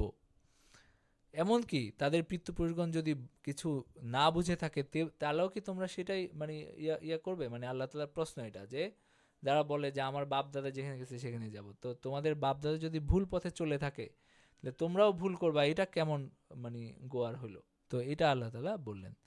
এরপরে যারা কুফরি করে তাদের উপমা যেমন কোনো ব্যক্তি এমন কিছুকে ডাকে যা হাক ডাক ছাড়া কিছুই শ্রবণ করে না, বধির মুখ অন্ধ, সুতরাং তারা বুঝবে না। মানে যারা কুফরি করে অনেক সময় তাদের অবস্থা এমন হয় যে তারা এই কোনো কিছুই, তাদের কোনো প্রতিক্রিয়া হয় না, মানে যা বলে হলো তাদের এক কান দিয়ে ঢুকে আরেক কান দিয়ে বের হয়। যেমন আল্লাহ বলছেন সাওয়া উনা আলাইহিম আনজারতাহুম আম লাম তুনজিরহুম লা ইউমিনুন, ওই যে সূরা বাকারা শুরুতে আমরা পড়ে আসছি। তো এখানে আল্লাহ তাআলা বললেন যে সুম্মুন বুকমুন উময়ুন ফাহুম লা ইয়াকিলুন, বধির মুখ অন্ধ তাদের অবস্থা, সুতরাং তারা বুঝবে না। এরপর আল্লাহ তাআলা বলেন হে মুমিনগণ, তোমরা যেসব পবিত্র বস্তু আমি দিয়েছি তা থেকে আহার করো এবং আল্লাহর কাছে কৃতজ্ঞতা প্রকাশ করো যদি তোমরা শুধু তারই ইবাদত করে থাকো। মানে আল্লাহ তাআলা পবিত্র বস্তু খাওয়ার নির্দেশনা আবার দিলেন এবং আল্লাহ শুকরিয়া আদায় করতে বললেন। এরপরে আল্লাহ তাআলা কি হারাম করছেন সেটা আল্লাহ এখানে বলছেন যে তোমাদের জন্য কি কি হারাম করা হয়েছে। একটা হলো মৃত জন্তু, আরেকটা হলো রক্ত, আরেকটা হলো শুকরের মাংস, ওয়ামা উহিল্লা বিহি লিগাইরিল্লাহ, এবং আল্লাহ ছাড়া অন্য কারো নামে উৎসর্গ করা হয়েছে এমন জন্তু, সেটাও খাইতে নিষেধ করা হয়েছে। আর এইগুলা খাইতে নিষেধ করা হয়েছে। এরপরে আল্লাহ তাআলা বলছেন তবে যদি কেউ অনন্য উপায় হয়, নাফরমান কিংবা সীমা লঙ্ঘনকারী না হয়ে, তার কোনো পাপ নেই। তার মানে হলো যে কেউ যদি বাধ্য হয় কোনোভাবে, মানে এটা জীবন বাঁচানোর জন্য তাকে কিছু খাইতে হবে, তাহলে সে কিছু যদি খেয়ে নেয় তার কোনো গুনাহ নাই। তার মানে কি? তার মানে হলো যে সাধারণ অবস্থায় নিষেধ, কিন্তু কেউ যদি মানে কেউ যদি কোনো অবস্থায় বাধ্য হয় খাইতে তাহলে সমস্যা নাই, তাহলে আল্লাহ তাআলা ক্ষমা করে দিবেন। ইন্নাল্লাহা গাফুরুর রাহিম, নিশ্চয়ই আল্লাহ অতি দয়ালু, অতি ক্ষমাশীল এবং পরম দয়ালু। আল্লাহ যা অবতীর্ণ করছেন এটা যারা গোপন রাখে এবং বিনিময়ে তুচ্ছ মূল্য গ্রহণ করে, তারা নিজেদের জঠরে অগ্নি ব্যতীত আর কিছুই পুড়ে না। কিয়ামতের দিন আল্লাহ তাদের সাথে কথা বলবেন না এবং তাদেরকে পবিত্র করবেন না, তাদের জন্য রয়েছে মর্মন্তুদ শাস্তি। মানে এই সমস্ত আলেমদের কথা বলা হচ্ছে যারা তুচ্ছ মূল্যের বিনিময়ে, মানে কি, মানে আল্লাহ মানে মানুষের কাছ থেকে কিছু সুযোগ সুবিধা পাবে, কিছু দান দক্ষিণা, কিছু হলো হাদিয়া তোফা পাবে, এটার লোভে তারা হলো সত্য কথা মানুষকে বলে না। তাদের হলো গদি চলে যাবে, তারা যে গদ্দিনসীন, তারা যে পীর হইছে, সাধক হইছে, সেটা চলে যাবে। এই কারণে তারা মানুষকে সত্য কথা বলে না। তো আল্লাহ তাআলা তাদেরকে কিয়ামতের দিন তাদের সাথে কোনো কথা বলবেন না এবং তাদেরকে পবিত্র করবেন না তাদের গুনাহ থেকে, বরং তাদের জন্য শাস্তি অবধারিত। তারাই সৎপথের বিনিময়ে ভ্রান্তপথ এবং ক্ষমার বিনিময়ে শাস্তি ক্রয় করেছে। আগুন সহ্য করতে তারা কতই না ধৈর্যশীল। মানে তারা সৎপথে চলতে পারতো, সেটার বিনিময়ে তারা ভ্রান্ত পথ গ্রহণ করছে, ক্ষমার পরিবর্তে তারা শাস্তি ক্রয় করছে। তো সুতরাং তারা হয়তো আগুন সহ্য করার ব্যাপারে খুব ধৈর্যশীল, মানে তারা আগুন সহ্য করতে পারবে, এই আস্থা তাদের আছে, এই কারণেই তারা এগুলো করতেছে। আল্লাহ তাআলা সেটা বললেন। এটা এই হেতু যে আল্লাহ সত্য সহ কিতাব অবতীর্ণ করেছেন এবং তারা কিতাব সম্পর্কে মতভেদ সৃষ্টি করেছে, নিশ্চয়ই তারা দুস্তর মতভেদে আছে। এটা কেন, এই শাস্তিটা কেন হবে তাদের? কারণ তারা আল্লাহ যখন কিতাব অবতীর্ণ করছেন তাদের সাধ্য ছিল কি সবাইকে ঐক্যবদ্ধ করা, সবাইকে সঠিক পথ দেখানো, এটা তাদের সাধ্য ছিল। কিন্তু তারা সেটা না করে তারা নিজেরা পথভ্রষ্ট হয়েছে এবং তাদের অনুসারীদেরকেও তারা পথভ্রষ্ট করছে। তো সুতরাং এই কারণে তাদের শাস্তি হবে। আচ্ছা, এইখান থেকে শিক্ষাগুলো কি কেউ বলেন? আসসালামু আলাইকুম। ওয়ালাইকুম আসসালাম। আমি একটু বলি। এটা হচ্ছে প্রথমে আল্লাহ তাআলা হ্যালো। হালাল এবং হারাম বস্তুর বিষয়গুলো নির্দিষ্ট করে দিচ্ছে যে অন্যের জন্য এটা হালাল, আরেকটু এটা হারাম। মাইকের এবং সামনে এসে বলেন। হ্যাঁ, আল্লাহ তাআলা মানে মুমিনদের জন্য হালাল এবং হারামের একটা সীমা নির্ধারণ করে দিয়েছেন যে কোনটা হালাল কোনটা হারাম, এবং মুমিনদেরকে নির্দেশ দিয়েছেন যে হালাল বস্তু অবশ্যই সবসময় ভক্ষণ করতে, এবং শয়তানের প্ররোচনা করে যেন আমরা হারামের দিকে ধাবিত না হই। এটা শুধু এরকম না যে খাওয়ার বিষয়টা, এটা হচ্ছে সব কাজেই যে আমাদের কাজকর্মের ব্যাপারেও আমাদের হালাল হারামটা বেছে চলার নির্দেশনা আসছে। তারপরে আচ্ছা, হচ্ছে আপনার কথা পাপীদের খুবই শাস্তি অস্পষ্ট আসছে। তো আপনি যেটা বলতেছেন আমি সেটা মোটামুটি বুঝতে পারছি যে আপনি বলতেছেন যে হালাল হারামের একটা সীমা নির্ধারণ করে দেওয়া হয়েছে এবং আমাদের কর্তব্য হলো হালাল হারামের সীমাটা মেনে চলা। খাবারের ব্যাপারে আল্লাহ বলছেন যে চতুষ্পদ আপনার হলো শূকরের মাংস, রক্ত, এগুলো হারাম, খাওয়া হারাম। তো সুতরাং এইসব ক্ষেত্রে আমাদের হালাল খাবার গ্রহণ করতে হবে। তো সুতরাং আমাদের করণীয় কি? করণীয় হলো হালাল খাবার গ্রহণ করা, এই হারাম খাবার গ্রহণ না করা এবং শয়তানের অনুসরণ না করা।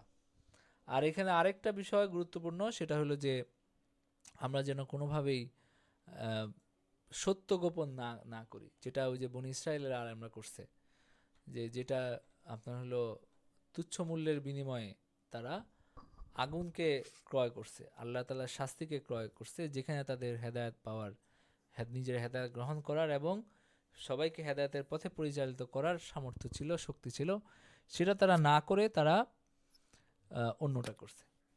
তো এইটা আপনার হলো গুরুত্বপূর্ণ ব্যাপার। এরপরে আমরা 22 নম্বর রুকুতে আমরা আসি। 22 নম্বর রুকুর আলোচ্য বিষয় কি? আলোচ্য বিষয় হলো যে নেককারের সংজ্ঞা কি, নেককারের ইসলামী সংজ্ঞা, প্রতিশোধের আইন এবং ওসিয়ত কার্যকরের ব্যাপারে আল্লাহর নির্দেশ। এই বিষয়গুলো এই রুকুতে আছে। আমরা দেখি কিভাবে আছে। একটা হলো যে আল্লাহ তাআলা প্রথমে বলছেন যে পূর্ব এবং পশ্চিম দিকে তোমাদের মুখ ফিরানোতে কোনো পুণ্য নাই, কিন্তু পুণ্য আছে আল্লাহ, পরকাল, ফেরেশতাগণ, সমস্ত কিতাব, নবীগণে ঈমান আনলে এবং আল্লাহ প্রেমে আত্মীয় স্বজন, পিতৃহীন, অভাবগ্রস্ত, পর্যটক, সাহায্য প্রার্থীগণকে এবং দাস মুক্তির জন্য অর্থ দান করলে, সালাত কায়েম করলে, জাকাত প্রদান করলে এবং প্রতিশ্রুতি দিয়ে তা পূর্ণ করলে, অর্থ সংকটে, দুঃখ ক্লেশে, সংগ্রাম সংকটে ধৈর্য ধারণ করলে, এরাই তারা যারা সত্যপরায়ণ এবং এরাই মুত্তাকি। তো এইখানে এক আয়াতের মধ্যে কি আছে? মানে আল্লাহ তাআলা নেককারিতার সংজ্ঞা দিয়েছেন। কাদেরকে আমরা নেককার বলবো? আমরা মাঝে মাঝে চিন্তা করি না যে আসলে নেককার কারা, কারা আল্লাহর কাছে প্রিয়। তো এইখানে যে কাজগুলোর কথা বলেছি, কাজগুলো যারা করে তারা আল্লাহর কাছে প্রিয়। এখানে আল্লাহ তাআলা বলছেন যে খালি একদিকে ফিরে তোমরা নামাজ পড়লা, এটার মানেই কি না, মানে সে হলো এটার মধ্যে কোনো পুণ্য নাই। তাহলে পুণ্য কিসে আছে? পুণ্য আছে আল্লাহ তাআলা বলছেন যে একটা হলো ঈমান, আল্লাহ তাআলার উপর ঈমান আনা, আখিরাতের উপর ঈমান আনা, ফেরেশতাগণ, কিতাব, নবী সবার উপরে ঈমান আনা এবং অভাব থাকা সত্ত্বেও দান করা। অভাব থাকা সত্ত্বেও দান করা কাকে? আলা হুব্বিহি, মানে আপনার চাহিদা আছে, এরকম না যে উদ্বৃত্ত হয়ে গেছে অনেক বেশি, এখন 2-3 টাকা দিলে কিছু লাগে না গায়ে, এরকম না, বরং আপনার যেটা চাহিদা আছে, যেই টাকা খরচ করতে আপনার কষ্ট হয়, মানে কি কষ্ট হয় মানে কি, মানে এটার ভালোবাসা আছে, এই টাকার প্রতি আপনার ভালোবাসা আছে, সেই টাকা দান করা। সেই টাকা দান করা কাকে? আত্মীয় স্বজনকে। প্রথমে বলা হয়েছে আত্মীয় স্বজনের কথা, যারা আপনার হলো আত্মীয় স্বজন গরিব আছে তাদেরকে দেওয়া, এরপরে এতিমদেরকে দেওয়া, মিসকিনদেরকে দেওয়া, ইবনে সাবিল। আগে এটা ছিল, এখন খুব কম, এখন যেহেতু বিকাশের যুগ, ব্যাংকের যুগ। আগে এরকম হতো যে একজন মানুষ, সে তার নিজের বাড়িতে বা নিজের দেশে সে ধনী, কিন্তু কোথাও কোনো এক জায়গায় সফরে গিয়ে সব কিছু হারিয়ে মানে কপর্দক শূন্য হয়ে গেছে। এই ধরনের কিছু মানুষ হয়তো, যে তার নিজের দেশে সে ধনী, কিন্তু এখন এমন বিদেশ বিভূয়ে এসে সে হলো সব সম্পদ হারিয়ে সে হলো অসহায় হয়ে পড়ছে। তো তখন তাদেরকেও দান করা, এটার নির্দেশনা আছে। এবং যারা দাস মুক্ত হতে চায়, ওয়াসা ইলিনা ওয়াফির রিকাব, ফকিরদেরকে দেওয়া, এবং যারা দাস মুক্ত হইতে চায় তাদেরকে দেওয়া। আল্লাহর তাআলা মানে ইসলামের যুগে তো দাস ব্যবস্থা ছিল, তো আল্লাহ তাআলা দাস ব্যবস্থাকে মানে তখন এত বেশি দাস ছিল, সবাইকে একসাথে বিলুপ্ত করে দেওয়া, এই পুরো ব্যবস্থাটা বিলুপ্ত করে দেওয়াটা একটা বিশৃঙ্খলা সৃষ্টি করত। তো ইসলাম যেটা করছে সেটা হলো যে দাস মুক্ত করাটাকে একটা বিরাট পুণ্যের কাজ হিসাবে গণ্য করছে। মানে সরাসরি দাস ব্যবস্থা বিলুপ্ত করে দেয় নাই, যেভাবে পরবর্তী অনেক পরে, এটা আপনার ধরেন 1000-1500 বছর পরে এসে পশ্চিমা একটা ইয়াতে দাস ব্যবস্থাকে অফিসিয়ালি বিলুপ্ত ঘোষণা করা হয়েছে। কিন্তু তখন কিভাবে করা হয়েছে, মানে তখন যেটা করা হয়েছে সেটা হলো যে আপনার ইসলামের অনেকগুলো কাফফারা, এখানে কাফফারা হলো দাস মুক্ত করা, এবং দাস মুক্ত করাটাকে অনেক বড় একটা নেক কাজ হিসেবে গণ্য করা হয়েছে, যে কেউ যদি একটা দাস কিনে মুক্ত করে দেয়, তো আপনার হলো কসম খেয়ে যদি ভঙ্গ করে সেটা একটা কাফফারা, কি দাস মুক্ত করা। আপনার হলো রোজা ভেঙে ফেললে রমজানে, সেটা একটা কাফফারা হলো দাস মুক্ত করা। তারপরে জিহার করলে, মানে স্ত্রীকে মায়ের সাথে তুলনা করলে, যেটা আপনার হলো আগে হারাম হয়ে যেত, পুরো আজীবনের জন্য হারাম হারাম হারাম হয়ে যেত, তো সেটা আল্লাহ তাআলা সেটা বাতিল করে দিয়ে বলছেন যে কাফফারার পরে জায়েজ হবে। তো সেই কাফফারার একটা কি দাস মুক্ত করা। তো এইভাবে দাস মুক্ত করাটাকে, এবং কোরআনে এখানে যেমন বলা হচ্ছে যে দাস মুক্ত করার জন্য দান করা, এটাও একটা পুণ্যের কাজ। এটা আরো কয়েক জায়গায় বলা হয়েছে যে এটা হলো অনেক বড় একটা পুণ্যের কাজ, যে দাস মুক্ত করা। একজন মানুষ সে দাসের জীবনযাপন করছে, তাকে তুমি এবং আরেকটা বিষয় হলো যে শরীয়তে কোরআনে আরেকটা নির্দেশনা আছে, সেটা হলো মুকাতাব। আল্লাহ বলছেন তারা যদি নিজের মূল্য পরিশোধ করার সুযোগ চায় তাহলে যেন তাদেরকে সুযোগ দেওয়া হয়। মানে কোনো দাস, সে দাসের জীবনযাপন করছে, সে বলল যে আমাকে আপনি মুকাতাব করে দেন। মুকাতাব করা মানে কি, মানে লিখিত চুক্তিপত্র হলো যে যেদিন তুমি আমাকে এত টাকা পরিশোধ করতে পারবা সেদিন থেকে তুমি মুক্ত। তো এইভাবে তারা তখন মানুষের কাছে বলতো যে আমি মুক্ত হতে চাচ্ছি, আমাকে আপনারা দান করেন, তখন আবার তাদেরকে দান করা, এটাও একটা পুণ্যের কাজ। তো এইভাবে ইসলাম দাসদেরকে মুক্ত হওয়ার নানান রাস্তা খুলে দিয়েছে, এবং দাস করার রাস্তাগুলো বন্ধ করে দিয়েছিল।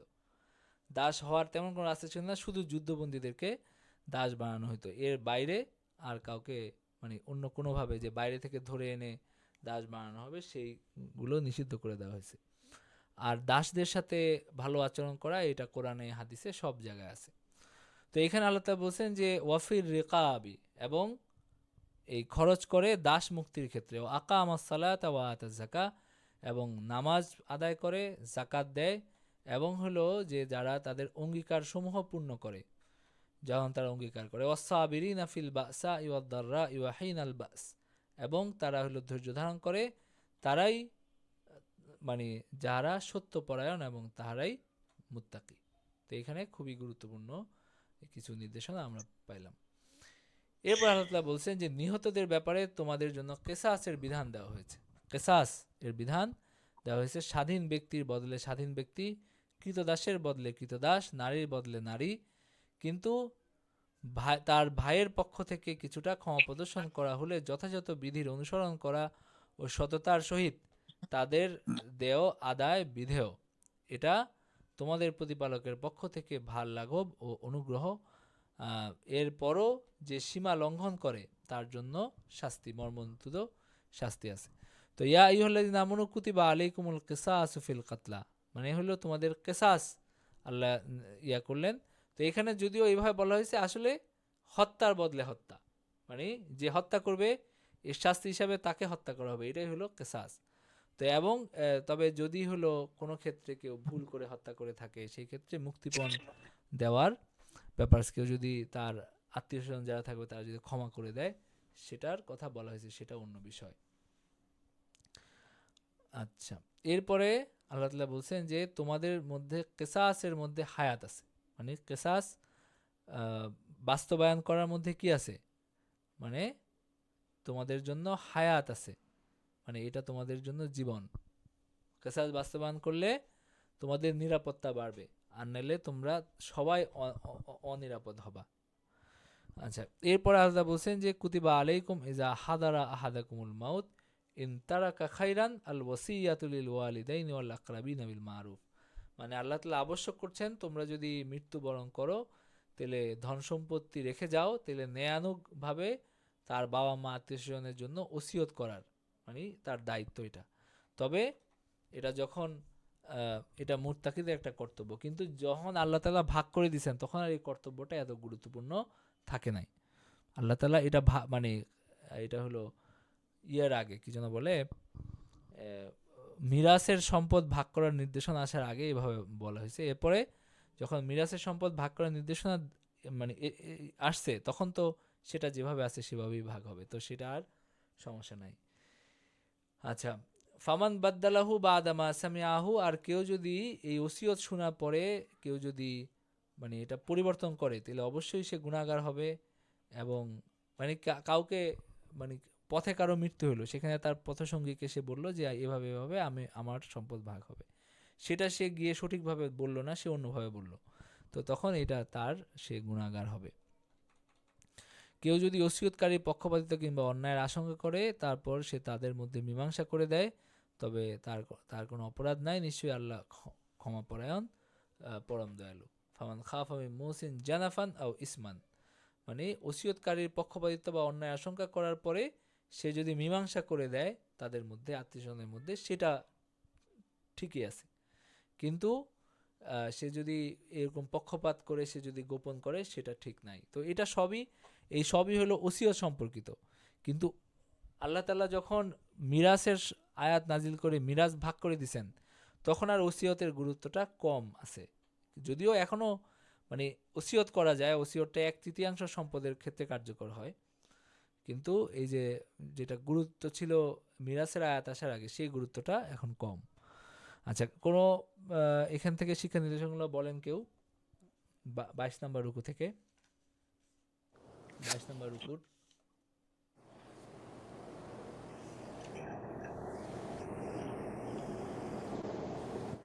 আসসালামু আলাইকুম। ওয়ালাইকুম আসসালাম। জি বলবো একটু জি বলেন। বেশি না, আচ্ছা একটু বলি। সেটা হলো প্রথমে বলা হচ্ছে 22 নম্বর রুকু 127 নম্বর আয়াতে, 177 আর কি। নেককার তাদেরকে যারা আল্লাহর উপর, আখিরাতের উপর, ফেরেশতা এবং কিতাবের উপর তাদের উপর ঈমান আনবে, তারা হচ্ছে নেককার। আর এদের আরেকটা গুণাবলী হচ্ছে যে অভাব থাকা সত্ত্বেও দান করা। মানে যে টাকাটা আমার প্রয়োজন, যে টাকাটার প্রতি আমার ভালোবাসা আছে, সেখান থেকে যেন আমরা দান করব। কাদেরকে দান করব?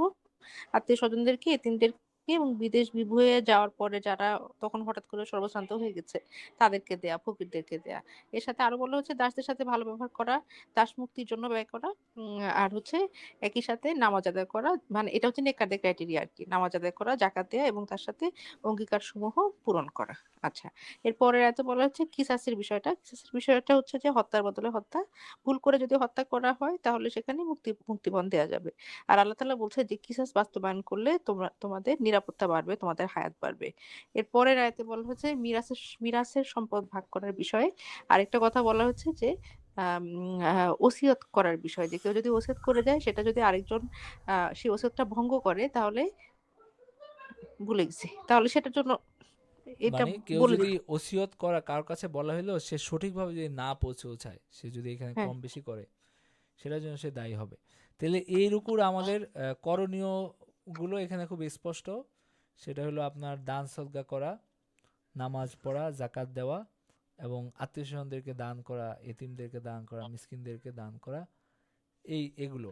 তো এইগুলো এটা খুব স্পষ্টভাবে এই আয়াতে আছে। আচ্ছা, এরপরে পরের রুকু আমরা দেখি রোজা ফরজ করার বিধান, রমজান মাসে কোরআন নাজিল হওয়া এবং সেই মাসে রোজা রাখা। তারপরে আল্লাহর তার বান্দাদের অত্যন্ত নিকটবর্তী। রোজার মাসে রাত্রিতে স্বামী স্ত্রীর সম্পর্ক বৈধ করা হয়েছে। রোজার সময়সীমা বলা হয়েছে। ঘুষ দেওয়া পাপ, এটা বলা হয়েছে। তো কি কি আছে আমরা একটু দেখি। হে মুমিনগণ, তোমাদের জন্য রোজার বিধান দেওয়া হলো যেভাবে পূর্ববর্তীদেরকে বিধান দেওয়া হয়েছিল, যেন তোমরা মুত্তাকি হইতে পারো। এরপর আল্লাহ তাআলা বলেন যে সিয়াম নির্দিষ্ট কয়েকদিনের, তোমাদের মধ্যে কেউ যদি পীড়িত হয় বা সফরে থাকে, তখন সে এই সংখ্যা পূর্ণ করতে পারবে অন্য সময়ে। এটা যাদেরকে অতিশয় কষ্ট দেয় তাদের কর্তব্য, এর পরিবর্তে ফিদিয়া। একজন অভাবগ্রস্তকে খাদ্য দান করা, মানে কেউ যদি রোজা রাখতে অক্ষম হয়, তাহলে সে একজন অভাবগ্রস্তকে খাদ্য দান করবে, ফিদিয়া দিবে রোজার বদলে। যদি কেউ স্বতঃস্ফূর্তভাবে সৎ কাজ করে, তবে এটা তার পক্ষ থেকে অধিক কল্যাণকর। আর সিয়াম পালন করাই তোমাদের জন্য অধিক কল্যাণকর যদি তোমরা জানতে। রমজান মাস, এই মাসে মানুষের দিশারি এবং সৎপথের স্পষ্ট নিদর্শন ও সত্যাসত্যের পার্থক্যকারী রূপে কোরআন অবতীর্ণ হয়েছে। সুতরাং তোমাদের মধ্যে যারা এই মাস পাবে তারা যেন এই মাসে সিয়াম পালন করে, এবং কেউ পীড়িত থাকলে কিংবা সফরে থাকলে অন্য সময় এই সংখ্যা পূরণ করবে।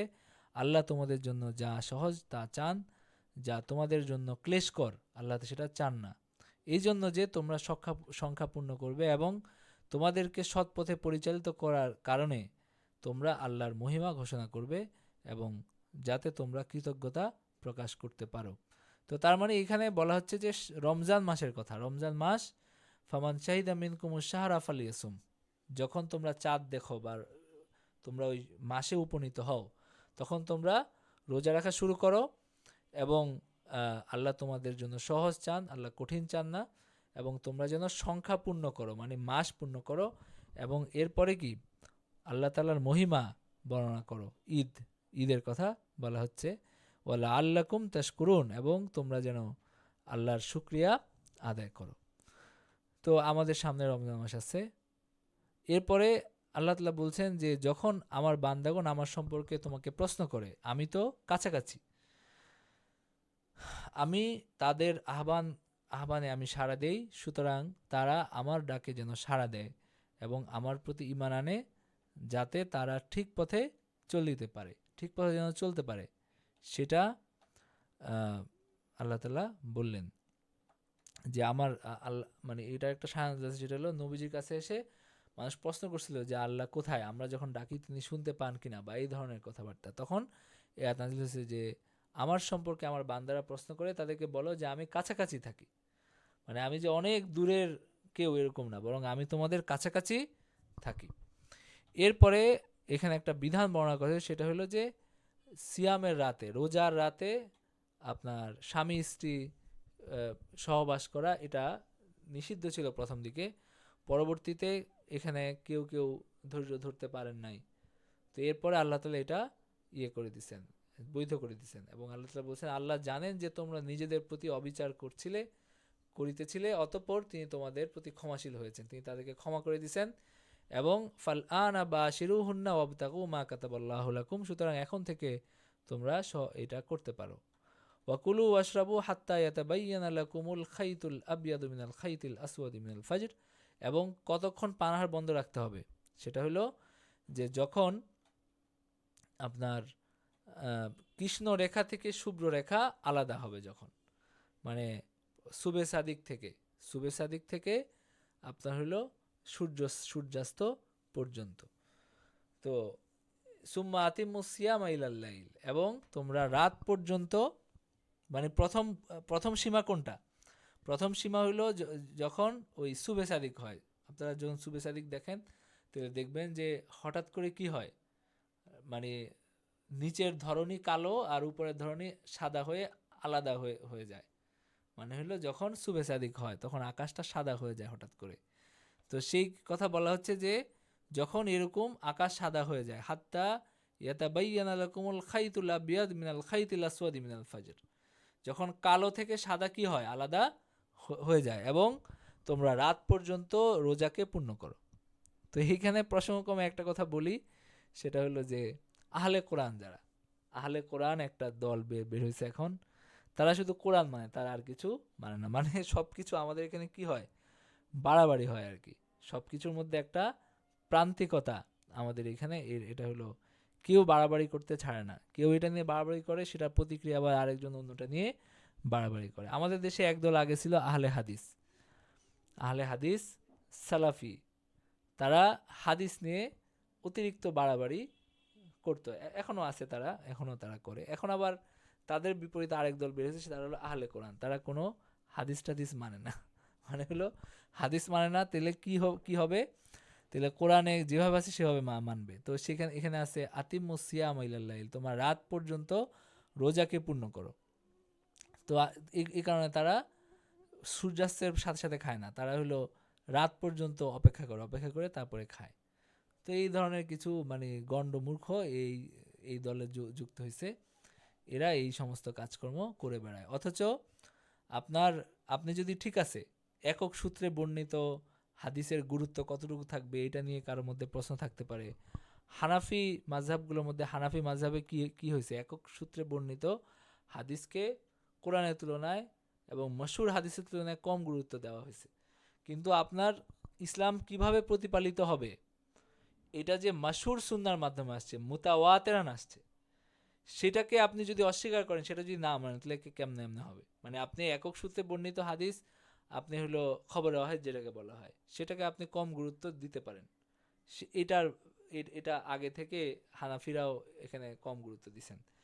কিন্তু শরীয়ত কিভাবে প্রতিপালিত হবে, নামাজ কিভাবে পড়া হবে, রোজা কিভাবে রাখা হবে, হজ কিভাবে করা হবে, সেটা তো আমলের মাধ্যমে প্রজন্মের পর প্রজন্ম হলো হাজার হাজার মানুষের মাধ্যমে বর্ণিত হয়েছে, তাই না? তো এটা তো মুতাওয়াতিরান বর্ণিত হয়েছে, এটা তো মাশহুর সুরতে বর্ণিত হয়েছে, এটা তো হলো আপনার একক সূত্রে বর্ণিত হয় নাই। এটা এরকম না যে কেউ একজন এসে একটা বর্ণনা করছে যে নবীজি সূর্যাস্ত পর্যন্ত খাইছেন, এরপরে আবার সবাই জানছে যে নবীজি সূর্যাস্ত পর্যন্ত খাইছেন, তার উপরে নির্ভর করে আমরা সূর্যাস্ত পর্যন্ত খাচ্ছি। ব্যাপারটা তো এরকম না। ব্যাপারটা হলো যে অন্তত 1,00,000 সাহাবী তো রোজা রাখছেন নবীজির সময়, নবীজি রোজা রাখছেন, তারা রোজা রাখছেন।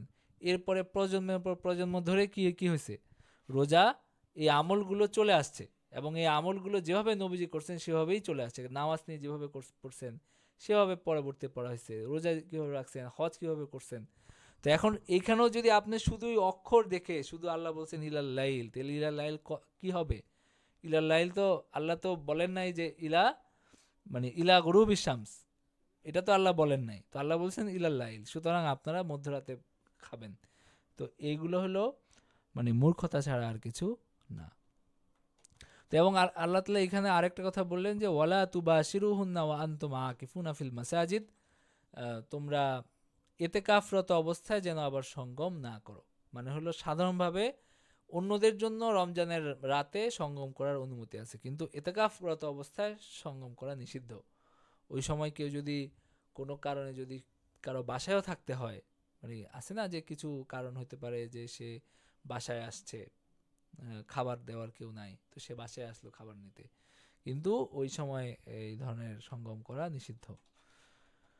আচ্ছা, তিলকা হুদুদুল্লাহ, এটা আল্লাহর সীমারেখা, আল্লাহ তাআলা তার আয়াতসমূহকে মানুষের জন্য বর্ণনা করেন। এবং আল্লাহ তাআলা বলছেন তোমাদের মধ্যে একে অন্যের অর্থ সম্পদ যেন অন্যভাবে গ্রাস না করো, এবং মানুষের ধন সম্পত্তির কিয়দংশ জেনে শুনে অন্যভাবে গ্রাস করার উদ্দেশ্যে তার বিচারকের নিকট পেশ করিও না। তো এর অর্থ কি হয়? এর মানে হলো যে আপনি বিচারকে মামলাবাজি করে আপনি জিতে যাইতে পারেন, কিন্তু আল্লাহর কাছে কিন্তু আপনি দায়ী থাকবেন। আল্লাহ তাআলা এখানে বলছেন যে কোনোভাবেই অন্যের সম্পদ অন্যায়ভাবে ভোগ করা যাবে না।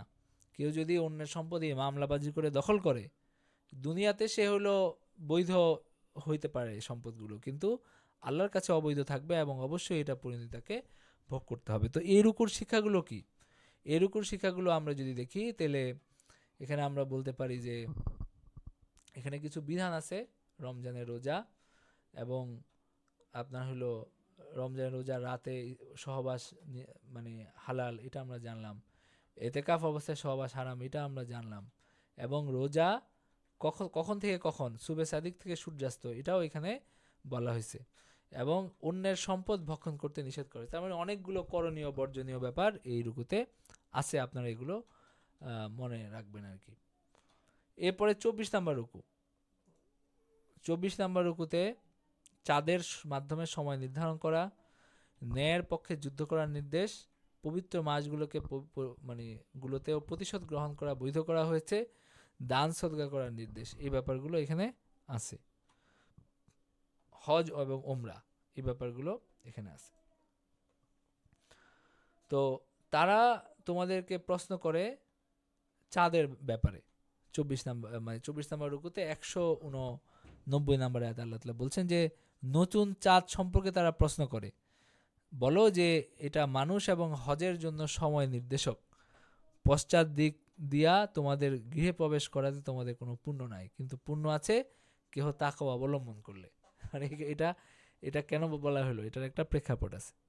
মানে আপনি একটা জিনিস দেখবেন যে শরীয়তে ইসলামে কোনো অনর্থক কিছু নাই, অনর্থক আছে না যে আপনার হলো যেমন আপনারা জানেন যে ভারতে অনেক ধর্ম এরকম আছে যে গড়া মানে গড়ায় গড়ায় হলো একটা নির্দিষ্ট জায়গায় যায়, এটা একটা পুণ্যের কাজ, মানে গড়ান দিয়া, হ্যাঁ ওই যে ওই ইয়া করে একটা জায়গায়, এরপরে হলো একটা লিঙ্গের মাথার উপরে এসে হলো দুধ ঢালে, এটা একটা পুণ্যের কাজ।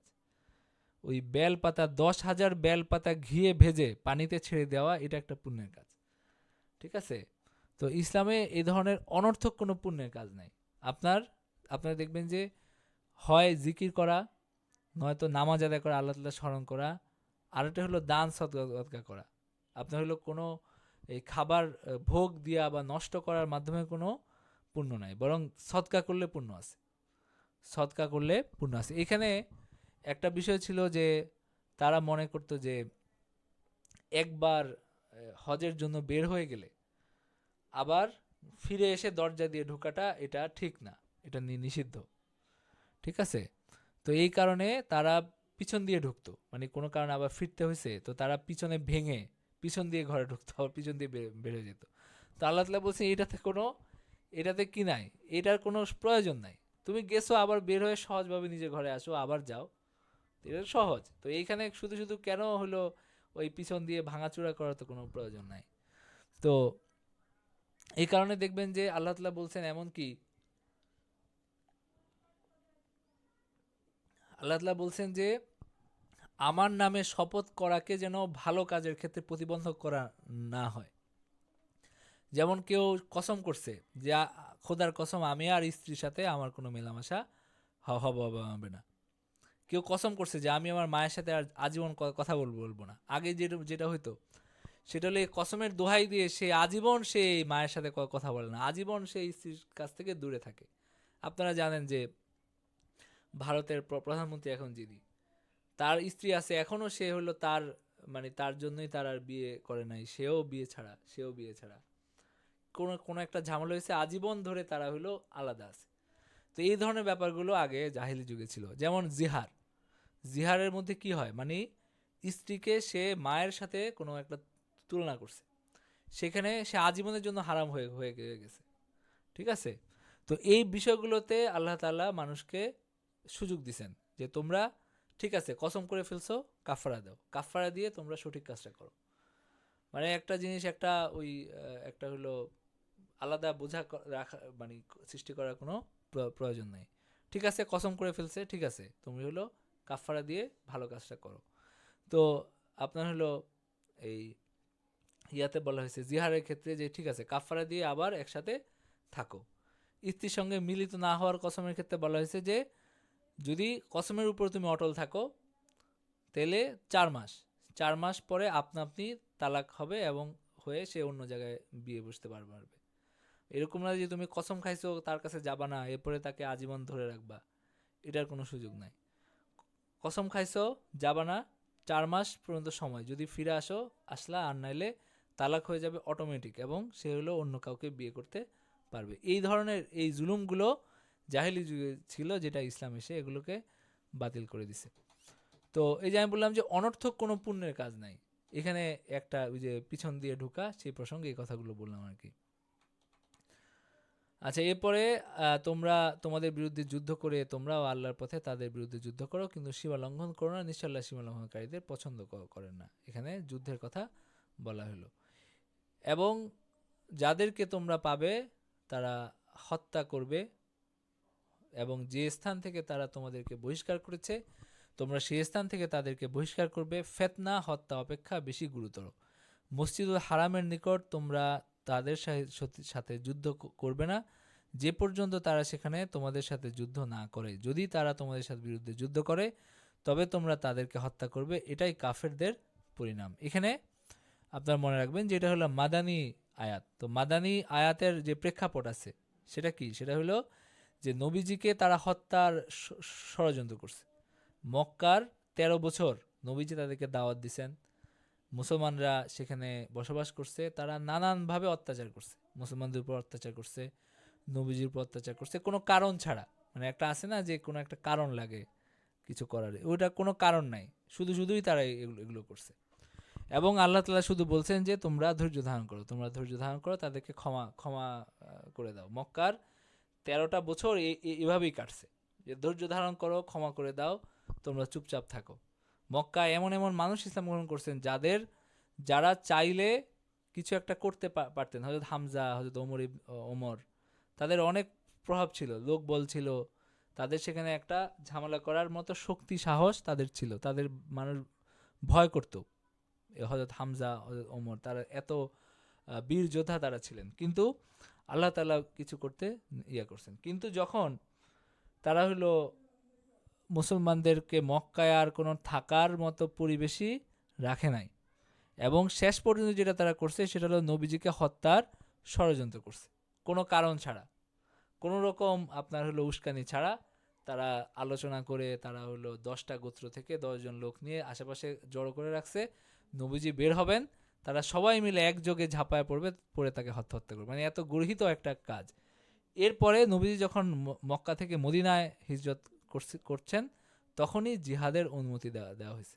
আল্লাহ বলছেন উজিনা লিল্লাযিনা ইউকাতালুনা বিআন্নাহুম যুলিমু, যেহেতু তারা জুলুমের শিকার হয়েছে এতদিন ধরে, এবং শেষ পর্যন্ত তারা সীমা লঙ্ঘন করছে নবীজিকে হত্যার ষড়যন্ত্র করে, তো সুতরাং তাদের বিরুদ্ধে জিহাদের অনুমতি দেওয়া হলো। তো সেই প্রসঙ্গে এখানে একটা ঘটনা ঘটছিল দেখে, ওই আপনার হলো মদিনা থেকে তারাও বের হয়েছিলেন, মক্কা থেকে কোনো একটা ব্যবসায়ী কাফেলা বা যে কিছু একটা, সেখানে একজন মানুষ নিহত হয়েছে বোধহয় হারামের মাসের সীমা, কয়েকটা মাস হারাম ছিল যে সময় তারা যুদ্ধ বিগ্রহ করতো না, একদিন পড়ে গেছে আশেপাশে, এই ধরনের আর কি, যে একদিন তারা বলছিলেন যে না আমরা হারাম মাসে যুদ্ধ করি নাই, তারা বলতেছিল যে হারাম মাসে হয়েছে। তো এই ধরনের একটা মত মানে হয়েছে, তখন এই আয়াতটা নাজিল হয়েছে যে ওয়াকতুলুহুম হাইসু সাকিফতুমুহুম, যেহেতু তারা হলো তোমাদেরকে বের করে দিছে, তো তোমরা সব দিক থেকেই তোমরা তো শান্তি চাও না, তোমরা তো যুদ্ধই চাইছো, তাই না? আল্লাহর এটা হলো যে মক্কাবাসী তাদের ক্ষেত্রে, যে তোমরা তো যুদ্ধই চাইছো, মানে তোমাদের সাথে তো শান্তি স্থাপনের সব রকম প্রচেষ্টা করা হয়েছে 13 বছর ধরে।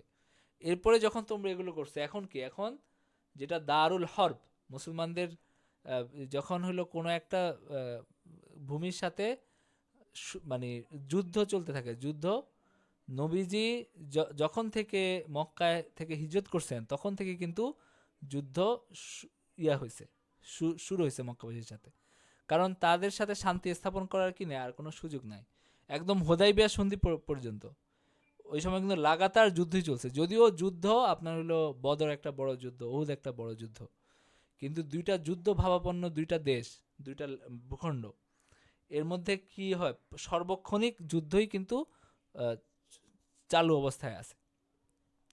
তো এইখানে যেটা হয়েছে, আল্লাহ তাআলা বলছেন যে তাদেরকে যেখানেই পাবা সেখানেই হত্যা করবা, এবং তোমরা যদি চেষ্টা করো তারা যেখান থেকে তোমাদেরকে বের করে দিচ্ছে সেখান থেকে বের করে দেওয়া, এটা তো কোনো অন্যায় কাজ না, কারণ যেটা তারা করছে এটার প্রতিফলে সেটাই তাদেরকে ফেরত দেওয়া হচ্ছে। তো এটা আল্লাহ বলছেন যে ওয়াখরিজুহুম মিন হাইসু আখরাজুকুম ওয়াল ফিতনাতু আশাদ্দু মিনাল কতল, আর ফিতনা যেটা, এটা কতল বা হত্যা থেকে বেশি মারাত্মক।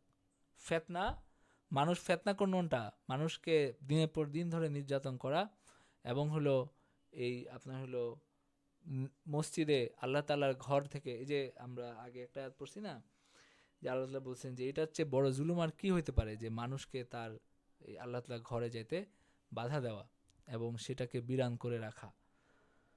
তো ওয়ালা তুকাতিলুহুম ইনদাল মাসজিদিল হারামি হাত্তা ইউকাতিলুকুম ফি, এরপরে আল্লাহ তাআলা বলছেন যে তোমরা তাদের সাথে, এমনকি তাদের সাথে মসজিদুল হারামের মধ্যেও তোমরা যুদ্ধ করতে পারো যদি তারা তোমাদের উপর হামলা করে, মানে মসজিদুল হারামে যদি তারা তোমাদের উপর আক্রমণ করে তাহলে তোমরা তাদের উপর আক্রমণ করতে পারো, তবে যদি তারা না করে তাহলে তোমাদের করার প্রয়োজন নেই, তারা যদি শুরু করে তাহলে তোমাদেরও করতে হবে। এরকম না যে মসজিদুল হারাম অনেক পবিত্র এই কারণে আমি পড়ে মাইর খায় একদম শহীদ হয়ে গেলাম, এই ধরনের সুফি হওয়ার কোনো প্রয়োজন নাই। এটা হলো আল্লাহ তাআলার কথা, যে হারাম মাস, তো হারাম মাস হয়েছে, তোমাদের উপর যদি কেউ হামলা করে তাহলে তোমরা কি হাত পা গুটায় থাকবা যে এখন হারাম মাস দেখে, এই আপনার রজব মাস, এই কারণে আমাদের যুদ্ধ করা তো নিষেধ, এই কারণে আমাদের উপর হামলা হয়েছে আমরা চুপচাপ থাকলাম, এটার তো কোনো সুযোগ নাই।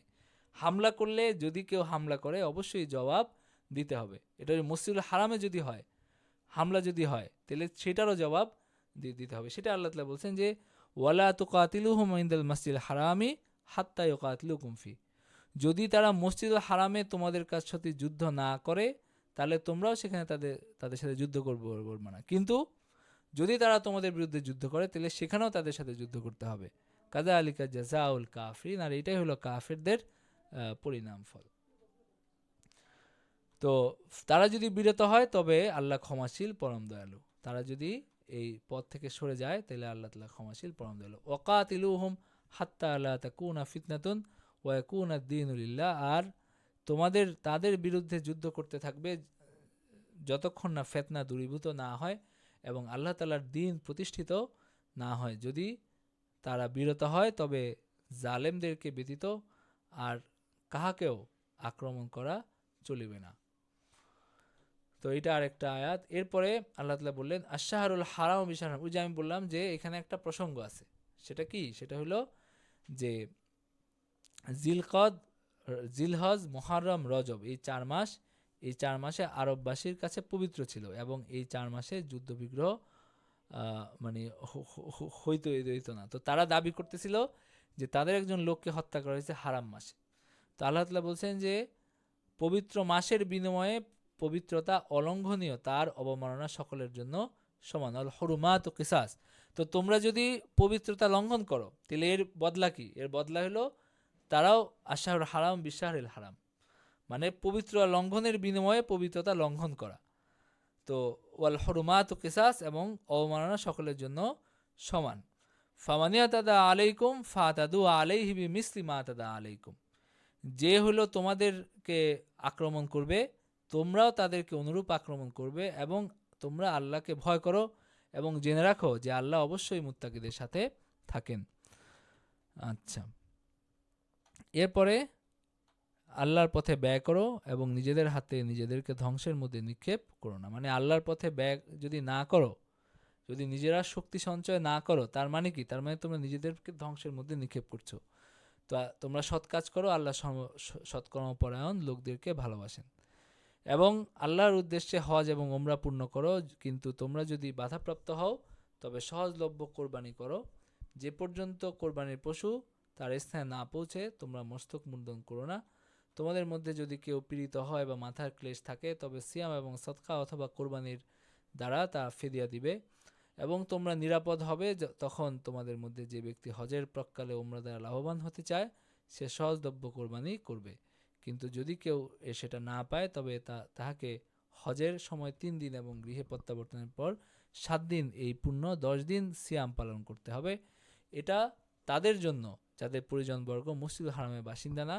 আল্লাহকে ভয় করো, জেনে রাখো যে নিশ্চয়ই আল্লাহ শাসিত কঠোর। এখানে হজ এবং ওমরার কিছু মাসলা মাসাইল বলা হলো আর কি। এরপরে 25 নাম্বার রুকুতে আল্লাহ তাআলা বলেন, আচ্ছা এর আগের রুকুতে যে শিক্ষাগুলো সেটা মোটামুটি আমরা বুঝতে পারছি আলোচনা থেকে। তো এরপরে 25 নাম্বার রুকুর আলোচ্য বিষয় কি? আমরা 25 নাম্বার রুকু পড়ে আজকের মতো শেষ করে দিই। আল হজ্জু আশহুরুম মালুমাত, হজ নির্দিষ্ট মাসসমূহে হয়। তারপর যে কেউ এই মাসগুলোতে হজ করা স্থির করে তার জন্য হজের সময় স্ত্রী সম্ভোগ, অন্যায় আচরণ, কলহ বিবাদ, বিদেহ নহে। তোমরা উত্তম কাজের যা কিছু করো আল্লাহ তা জানেন এবং তোমাদের পাথেয় ব্যবস্থা করেন।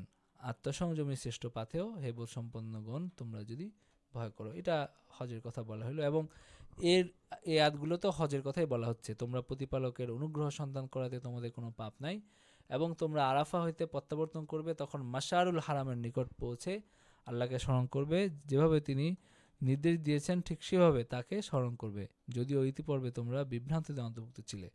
তারপর অন্যান্য লোক যেখান থেকে প্রত্যাবর্তন করে তোমরাও সেই স্থান থেকে প্রত্যাবর্তন করবে আর আল্লাহর নিকট ক্ষমা প্রার্থনা করবে, বস্তুত আল্লাহ ক্ষমাশীল পরম দয়ালু।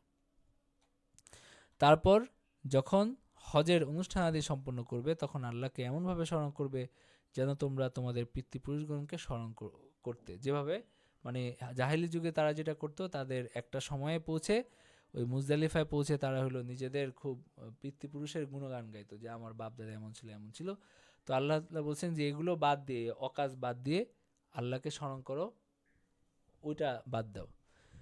মানুষের মধ্যে যারা বলে যে হে আমাদের প্রতিপালক, আমাদেরকে ইহকালেই দাও, প্রস্তুত পরকালে তোমাদের জন্য কোনো অংশ নাই। মানে মানুষের মধ্যে কেউ কেউ দোয়া করে যে রাব্বানা আতিনা ফিদ দুনিয়া হাসানা ওয়াফিল আখিরাতি হাসানা, রাব্বানা আতিনা ফিদ দুনিয়া ওমা লাহু ফিল আখিরাতি মিন খালাক, তারা আখিরাতে কিছু পায় না।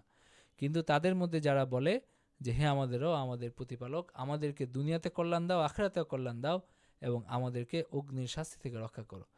রব্বানা আতিনা ফিদ দুনিয়া হাসানাতাও ওয়া ফিল আখিরাতি হাসানাতাও ওয়া কিনা আযাবান্নার, এটা হলো দোয়াটা। রব্বানা আতিনা ফিদ দুনিয়া হাসানাতান ওয়া ফিল আখিরাতি হাসানাতান ওয়া কিনা আযাবান্নার, এই দোয়াটাকে বলা হয় সর্বশ্রেষ্ঠ দোয়া। নবীজি সাল্লাল্লাহু আলাইহি সাল্লাম এই দোয়াটাকে বলছেন যে তিনি সবচেয়ে বেশি এই দোয়াটা পড়তেন। নবীজি সাল্লাল্লাহু আলাইহি সাল্লাম সবচেয়ে বেশি এই দোয়াটা পড়তেন, হযরত আয়েশার বর্ণিত হাদিস। এবং তিনি বলছেন যে তিনি কেন করতেন, কারণ এখানে সবকিছু, সব কল্যাণ জমা করা আছে এটার মধ্যে, এই দোয়াটার মধ্যে। দুনিয়াতে শান্তি চাওয়া হয়েছে, আখিরাতে শান্তি চাওয়া হয়েছে, এবং বলা হয়েছে যে আমাদেরকে আগুনের শাস্তি থেকে রক্ষা করেন। তো আমরা বেশি বেশি এই দোয়াটা পড়তে পারি, রব্বানা আতিনা ফিদ দুনিয়া হাসানা ওয়া ফিল আখিরাতি হাসানা ওয়া কিনা আযাবান্নার। তো আল্লাহ তাআলা বলছেন যে এই দোয়াটা মানুষ যারা করে, আল্লাহ তাদের প্রশংসা করছেন যে তারা দুনিয়াতেও ভালো চায়, আখিরাতেও ভালো চায়। উলাইকা লাহুম নাসিবুম মিম্মা কাসাবু আল্লাহু সারিউল হিসাব, তারা যা অর্জন করেছে তাহার প্রাপ্য অংশ তাদেরই, বস্তুত আল্লাহ হিসাব গ্রহণে অত্যন্ত দ্রুত তৎপর। এরপরে আল্লাহ তাআলা বলছেন যে তোমরা নির্দিষ্ট দিনগুলোকে আল্লাহকে স্মরণ করো, যদি কেউ তাড়াতাড়ি করে 2 দিনে চলে আসে তবে তার কোনো পাপ নাই, যদি কেউ বিলম্ব করে তবে তারও কোনো পাপ নাই, এটা তার জন্য যে তাকওয়া অবলম্বন। এগুলো সবই হজের মানে বিধিবিধান। তোমরা আল্লাহকে ভয় করো এবং জেনে রাখো তোমাদেরকে অবশ্যই তার নিকট একত্র করা হবে। আর মানুষের মধ্যে এমন ব্যক্তি আছে পার্থিব জীবন সম্বন্ধে তারা কথাবার্তা তোমাদেরকে চমৎকৃত করে, এবং তার অন্তরে যা আছে সে সম্বন্ধে আল্লাহকে সাক্ষী রাখে, প্রকৃতপক্ষে সে ভীষণ কলহপ্রিয়। এখানে ওই দ্বিচারী মানুষ বা মুনাফিকদের কথা বলা হচ্ছে, যে অনেকে এরকম আছে যে খুব চমৎকার কথাবার্তা বলে এবং আল্লাহকে সাক্ষী রেখে বলে, মানে আল্লাহ সাক্ষী বা খোদার কসম এই ধরনের কথাবার্তা বলে, কিন্তু আসলে সে যে কেমন এটা আল্লাহ তাআলাই ভালো জানেন। যখন সে প্রস্থান করে তখন সে পৃথিবীতে অশান্তি সৃষ্টির এবং শস্যক্ষেত্র ও জীবজন্তু নিপাতের চেষ্টা করে, আর আল্লাহ অশান্তি পছন্দ করেন না। এটা একজন মানুষ এটা করছিল দেখি এই ব্যাপারে আল্লাহ তাআলা বলছেন, ওয়াইযা কিলা লাহু তাকিল্লাহা আখাযাতুল ইজ্জাতুল ইসম, আর যখন তাকে বলা হয় তুমি আল্লাহকে ভয় করো, তখন তার আত্মাভিমান তাকে পাপানুষ্ঠানে লিপ্ত করে। সুতরাং জাহান্নামী তার জন্য যথেষ্ট, নিশ্চয়ই তার নিকৃষ্ট বিশ্রামের স্থল। মানে আল্লাহকে ভয় করো বললে কি হয়, মানে তার একটা অহমিকা জেগে ওঠে তার মধ্যে, যে আমাকে এই কথা কেন বলা হলো। তো এটা হলো এই অহংকারী এবং এই পাপাচারী মানুষের স্বভাব। মানুষের মধ্যে এমন লোক আছে যে আল্লাহর সন্তুষ্টি লাভার্থে আত্মবিক্রয় করে থাকে, আল্লাহ তার বান্দাগণের প্রতি দয়াদ্র। আমিনান নাসি মান ইয়াশরি নাফসাহু ইবতিগা মারদাতিল্লাহ, আল্লাহর সন্তুষ্টির জন্য কি করে, সে হলো নিজেকে বিক্রি করে। 307 নম্বর আয়াত।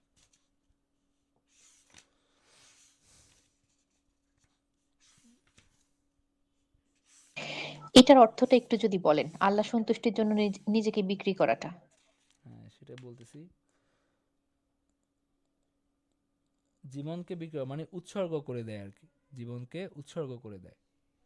ও আচ্ছা, মানে ওই যে শাহাদাত লাভ অর্থে, যে নাকি হচ্ছে কাজ করা অর্থে? শাহাদাত লাভ করার অর্থে মানে নিজের জীবনকে সে হলো আপনার আল্লাহর সন্তুষ্টির জন্য উৎসর্গ করে দেয়, জান মাল দিয়ে আচ্ছা আল্লাহর আচ্ছা, জি, পথে জিহাদ করার পজিটিভ জন্য অর্থে, উদ্বুদ্ধ জি। করা হয়েছে। এটা হলো বিষয় আর কি, জান মাল দিয়ে মানে সর্বস্ব, নিজের সর্বস্ব আল্লাহর পথে সে হলো উৎসর্গ করার জন্য সে প্রস্তুত হয়, এরকম আর কি। ওয়ামিনান নাসি মান ইয়াশরি নাফসাহু ইবতিগা মারদাতিল্লাহ, মানে যে আল্লাহর সন্তুষ্টি লাভের জন্য আত্মবিক্রয় করে থাকে। আত্মবিক্রয় করে থাকে অনুবাদটা আসলে সুন্দর হয় না আর কি, এটা হলো নিজের জীবনকে উৎসর্গ করে দেয়, আর আল্লাহ তার বান্দাদের প্রতি অত্যন্ত দয়ালু। হে মুমিনগণ, তোমরা সর্বাত্মকভাবে ইসলামে প্রবেশ করো এবং শয়তানের পদাঙ্ক অনুসরণ করো না, নিশ্চয়ই সে তোমাদের প্রকাশ্য শত্রু। ইয়া আইয়ুহাল্লাযীনা আমানু উদখুলু ফিস সিলমি কাফা, তোমরা এই যে কিছু, তোমরা হইলো কিছু মানো কিছু মানবা না, এরকম যেন না হয়, তোমরা পরিপূর্ণভাবে মানো। উদখুলু ফিস সিলমি কাফা, অনেকে বলেন যে এখানে একটা সায়ানুজ আছে, সেটা হলো যে আব্দুল্লাহ ইবনে সালাম তিনি ইহুদি ধর্ম থেকে ইসলাম গ্রহণ করছিলেন। তো ইহুদি ধর্মে উট খাওয়া নিষিদ্ধ, তো তিনি ওইটা ছাড়তে পারতেছিলেন না। তো যেহেতু মানুষের একটা আছে না যে দীর্ঘদিন পালন করে আসছে, তো এই ব্যাপারে বলা হয়েছে, যদিও এটা সবার ক্ষেত্রে সব ব্যাপারে প্রযোজ্য, কিন্তু আছে না কিছু ঘটনার সাথে সম্পর্ক থাকে, তো এই ধরনের একটা সম্পর্ক আছে। তো এটা একটা ব্যাপার। সুস্পষ্ট নিদর্শন তোমাদের কাছে আসার পর যদি তোমাদের পদস্খলন ঘটে, তবে জেনে রাখো নিশ্চয়ই আল্লাহ মহাপরাক্রান্ত প্রজ্ঞাময়। আর কিছু মানুষ তারা শুধু প্রতীক্ষা আছে যে আল্লাহ ফেরেশতাগণ মেঘের ছায়ায় তাদের নিকট উপস্থিত হবেন, তারপর সব কিছুর মীমাংসা হয়ে যাবে, সমস্ত বিষয় আল্লাহর নিকট প্রত্যাবর্তিত হবে। মানে কিছু মানুষ ওই হাল ইয়ানজুরুনা ইল্লা আন ইয়াতিয়াহুমুল্লাহু ফি দুলালিম মিনাল গামামি, মানে আল্লাহ তাআলার শাস্তির জন্য তারা অপেক্ষা করে, আল্লাহ তাআলার শাস্তির জন্য তারা অপেক্ষা করে, যে ওই যে ফেরেশতারা যখন শাস্তি নিয়ে আসবেন তখন তাদের বোধোদয় হবে, অথবা কেয়ামতের দিন আল্লাহ যখন ফয়সালা করবেন তখন তাদের বোধোদয় হবে। মানে হালিয়ানজুরুনা ইল্লা আন ইয়াতিয়াহুমুল্লাহু ফি না, এখানে যেটা বলা হচ্ছে যে তারা কি প্রতীক্ষা আছে যে আল্লাহ আসবেন, আল্লাহ ও ফেরেশতাগণ মেঘের ছায়া তাদের কাছে উপস্থিত হবেন এবং সবকিছু মীমাংসা হয়ে যাবে। এটা কিয়ামতের দিনের কথা বলা হচ্ছে, যে তারা এখন না মেনে তারা কি কিয়ামতের দিনের অপেক্ষায় আছে, যে যেদিন আল্লাহ বিচার করবেন, সেটা কথা বলা হচ্ছে, যে আল্লাহ এবং ফেরেশতাগণ মেঘের ছায়া তাদের নিকট উপস্থিত হবেন, তারপর সব কিছুর মীমাংসা হয়ে যাবে, সমস্ত বিষয় আল্লাহর নিকট প্রত্যাবর্তিত হবে, সে কথা এখানে বলা হচ্ছে। এরপরে আচ্ছা, এখানে আমরা এই পর্যন্ত থাকি, রাত হয়েছে মোটামুটি। এই রুকুর শিক্ষাগুলো কি কেউ বলেন, একজন বলেন। এখানে বলা হচ্ছে দুনিয়া আখিরাতে হাসানার জন্য মানে আল্লাহ সর্বশ্রেষ্ঠ দোয়াটা আল্লাহ শিখিয়ে দিয়েছেন। মানে এই দোয়া করতে হবে আমাদেরকে আখিরাতের এবং দুনিয়াতে আহ, কি বলবো ভালো চাইতে দোয়া করতে হবে বেশি বেশি। দ্বিচারী ভাব করা যাবে না। আরেকটা হচ্ছে আল্লাহর সন্তুষ্টির জন্য নিজের জান ও মালকে মানে সর্বোচ্চ পর্যায়ের কুরবানির জন্য নিজেকে প্রস্তুত রাখা। হ্যাঁ, আরেকটা হলো যে দ্বীন ইসলামের মধ্যে পরিপূর্ণভাবে প্রবেশ করা, সব বিধিবিধান সমানভাবে মানা। আর যেটা এটা গুরুত্বপূর্ণ যে তার মানে দুনিয়ার শান্তিটাও গুরুত্বপূর্ণ, দুনিয়ায় ভালো থাকার জন্য প্রার্থনা করাটা গুরুত্বপূর্ণ। এরকম না যে ইসলাম একেবারে পুরোপুরি আখেরাত সর্বস্ব ধর্ম, যে আমরা দুনিয়ার কোনো প্রয়োজন নেই, আমাকে সব আখেরাতেই দেন, এই ধরনের দোয়া নবীজি পছন্দ করতেন না। একজন সাহাবী তিনি দোয়া করতেন যে মানে তিনি খুবই অসুস্থ, তো নবীজি গেছেন যে তোমার এত মানে অসুখ, খারাপ অবস্থা, তো তুমি কি দোয়া করো, তো উনি বলছেন যে মানে কি যেন একটা বলছেন, মানে উনি আমাকে আখেরাতের প্রতিদান দেন, শুধু এই ধরনের আর কি। তো নবীজি বলছেন যে না, এভাবে দোয়া করো না, বরং এভাবে দোয়া করো যে রাব্বানা আতিনা ফিদ দুনিয়া হাসানা ওয়া ফিল আখিরাতি হাসানা, দুনিয়াতেও আমাকে ভালো দেন, আখেরাতেও আমাকে ভালো দেন। তো আল্লাহ তাআলা এইভাবেই দোয়া করার শিক্ষা দিয়েছেন। তো সুতরাং এভাবেই আমাদের চিন্তা করতে হবে এবং এভাবেই দোয়া করতে হবে যে আমরা যেন দুনিয়াতেও ভালো থাকতে পারি, আমরা যেন আখেরাতেও ভালো থাকতে পারি, এবং এইভাবে আল্লাহর কাছে চাইতে হবে। এরকম না যে আল্লাহ সব আমাকে আখেরাতে দেন, দুনিয়াকে আমাকে কিছুই প্রয়োজন নাই, এটা আসলে সঠিক দৃষ্টিভঙ্গি না। তো এটা একটা গুরুত্বপূর্ণ শিক্ষা আসলে আমাদের এই রুকুর। তো ঠিক আছে, আমরা এখানে শেষ করে দিচ্ছি। কারো কোনো প্রশ্ন আছে? একটা ছোট্ট প্রশ্ন ছিল জি। যে আমার হচ্ছে প্রশ্ন ছিল মূলত দুইটা। এর আগের রুকুতে 24-এ বলা হচ্ছিল কসম যেন হচ্ছে অন্যায় কাজে না হয়। এক্ষেত্রে আমাদের এলাকায় আমার বাড়ি হচ্ছে ফেনীতে। তো আমাদের এলাকায় যেটা হয় যে ছোটখাটো কাজে বিশেষ করে স্বামী স্ত্রী ভয়ঙ্কর ভয়ঙ্কর কিছু কসম করে ফেলে। তুমি যদি বাপের বাড়িতে যাও তাহলে তালাক। এটা আমাদের একেবারে অহরহ হয়। এবং এরপরে দেখা যায় যে মানে তোমার মেয়ের সাথে তুমি যদি কথা বলো তাহলে তালাক, কোনো কারণে মেয়ের উপরে রাগ। এইরকম করে দেখা যাচ্ছে ওনারা কিন্তু এই জিনিসগুলো বোঝেন না। তো এই এগুলো চলতে থাকে। এখন আমার কথা হচ্ছে যে এই জিনিসগুলো তারা যেহেতু বোঝেন না, এনাদেরকে বোঝানোর আসলে কোনো সুযোগও নাই। এগুলো তো বলাও যাবে না তাদেরকে। তো এই ক্ষেত্রে আসলে বিধানটা কি, তাদেরকে বলাটা না, আমি জাস্ট একটু বিধানটা জানতে চাচ্ছি যে তাহলে কি আসলে তালাক হয়ে যায়? এই কসমগুলার আসলে রেজাল্টটা কি আল্লাহর কাছে? হ্যাঁ, এগুলোকে আসলে কসম বলে, এগুলো তো মানে আল্লাহর নামে তালাক মানে আল্লাহর নামে কসম করা এক জিনিস, আর তালাক দেওয়া কিন্তু অন্য জিনিস। তালাকের মাসলা তো আলাদা। কেউ যদি তালাক দেয়, তালাক তো হয়েই যায়। না, ওইটা ওই যে কসম করে, তুমি যদি এটা করো তাইলে ওইটা হ্যাঁ, যদি করো, ঠিক আছে। খোদার কসম, তালাক হয়ে যাবে। এটা যেভাবে তালাক, তাদেরকে এটা শিখাইতে হবে যে তালাক শব্দটা উচ্চারণ করা যাবে না। তালাক শব্দ ভয়াবহ জিনিস, এটা বললে হয়েই যায়। কেউ যদি বলে যে অমুক হলে তালাক হবে, তাহলে তালাক হয়ে যাবে আর কি।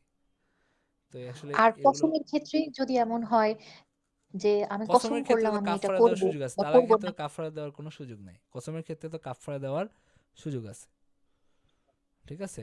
আচ্ছা, মানে অন্যান্য কাজে কসম, হ্যাঁ, কসম যেমন যেগুলো মানে আল্লাহর কসম খেয়ে এসে বললো যে এটা আমি করবো না, এই ধরনের। হ্যাঁ হ্যাঁ। তো সেই ক্ষেত্রে আল্লাহ তাআলা বলছেন যে এটাকে প্রতিবন্ধক না মানে তুমি কাফারা দাও, কাফারা দিয়ে করো।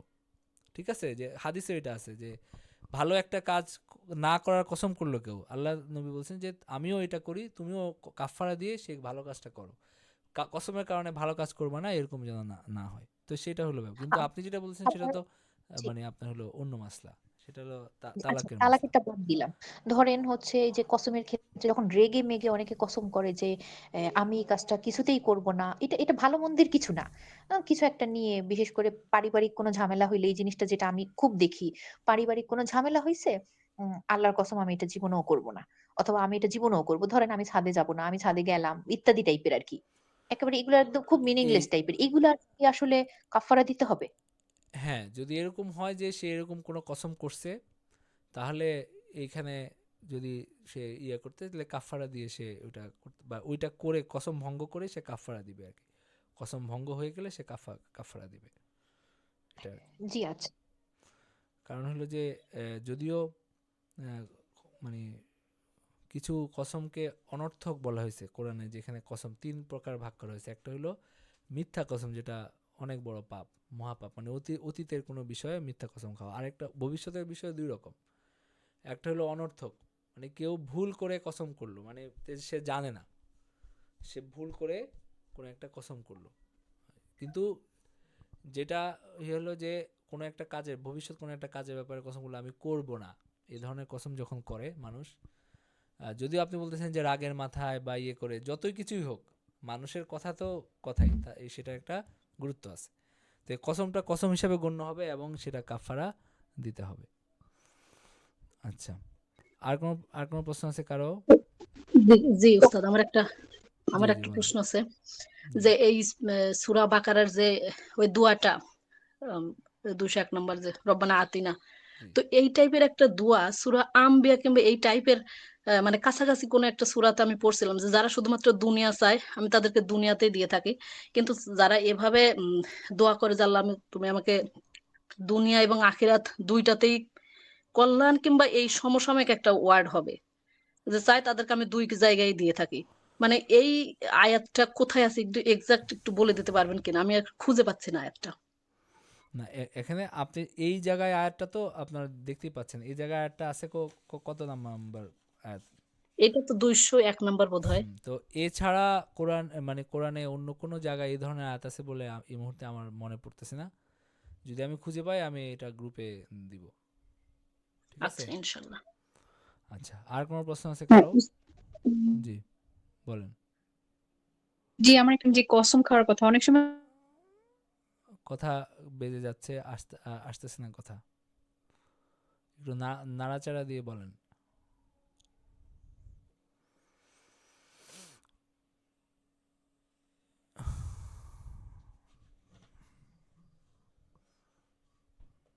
হ্যালো ওস্তাদ, জি শুনতে পাচ্ছেন? জি জি শুনতে পাচ্ছি, এখন বলেন। জি, জি, আমি বলতেছিলাম যে আমরা তো আপনি যে কাফারার কথা বললেন, যে অনেক সময় হয় না আমরা বলি যে আমরা ভবিষ্যতে একটা কাজ করব, কিন্তু হুম। আমরা ওটা করতে পারলাম না, কিন্তু আমি কসমও খাই নাই, এই ক্ষেত্রেও কি কাফারা দিতে হবে? না না, কসম না খেলে কাফারা নাই। সেটা তো আপনি প্রতিশ্রুতি আচ্ছা দিয়েছেন, রক্ষা করতে পারেন, সেটা অন্য জিনিস। কসমের জন্য আচ্ছা আচ্ছা। কাফারা জি আছে। ঠিক আছে। জি জি, ঠিক আছে, জি। আচ্ছা, তো ঠিক আছে, আমরা ক্লাস শেষ করে দিচ্ছি। ওয়া আখিরু দাওয়ানা আলহামদুলিল্লাহি রাব্বিল আলামিন।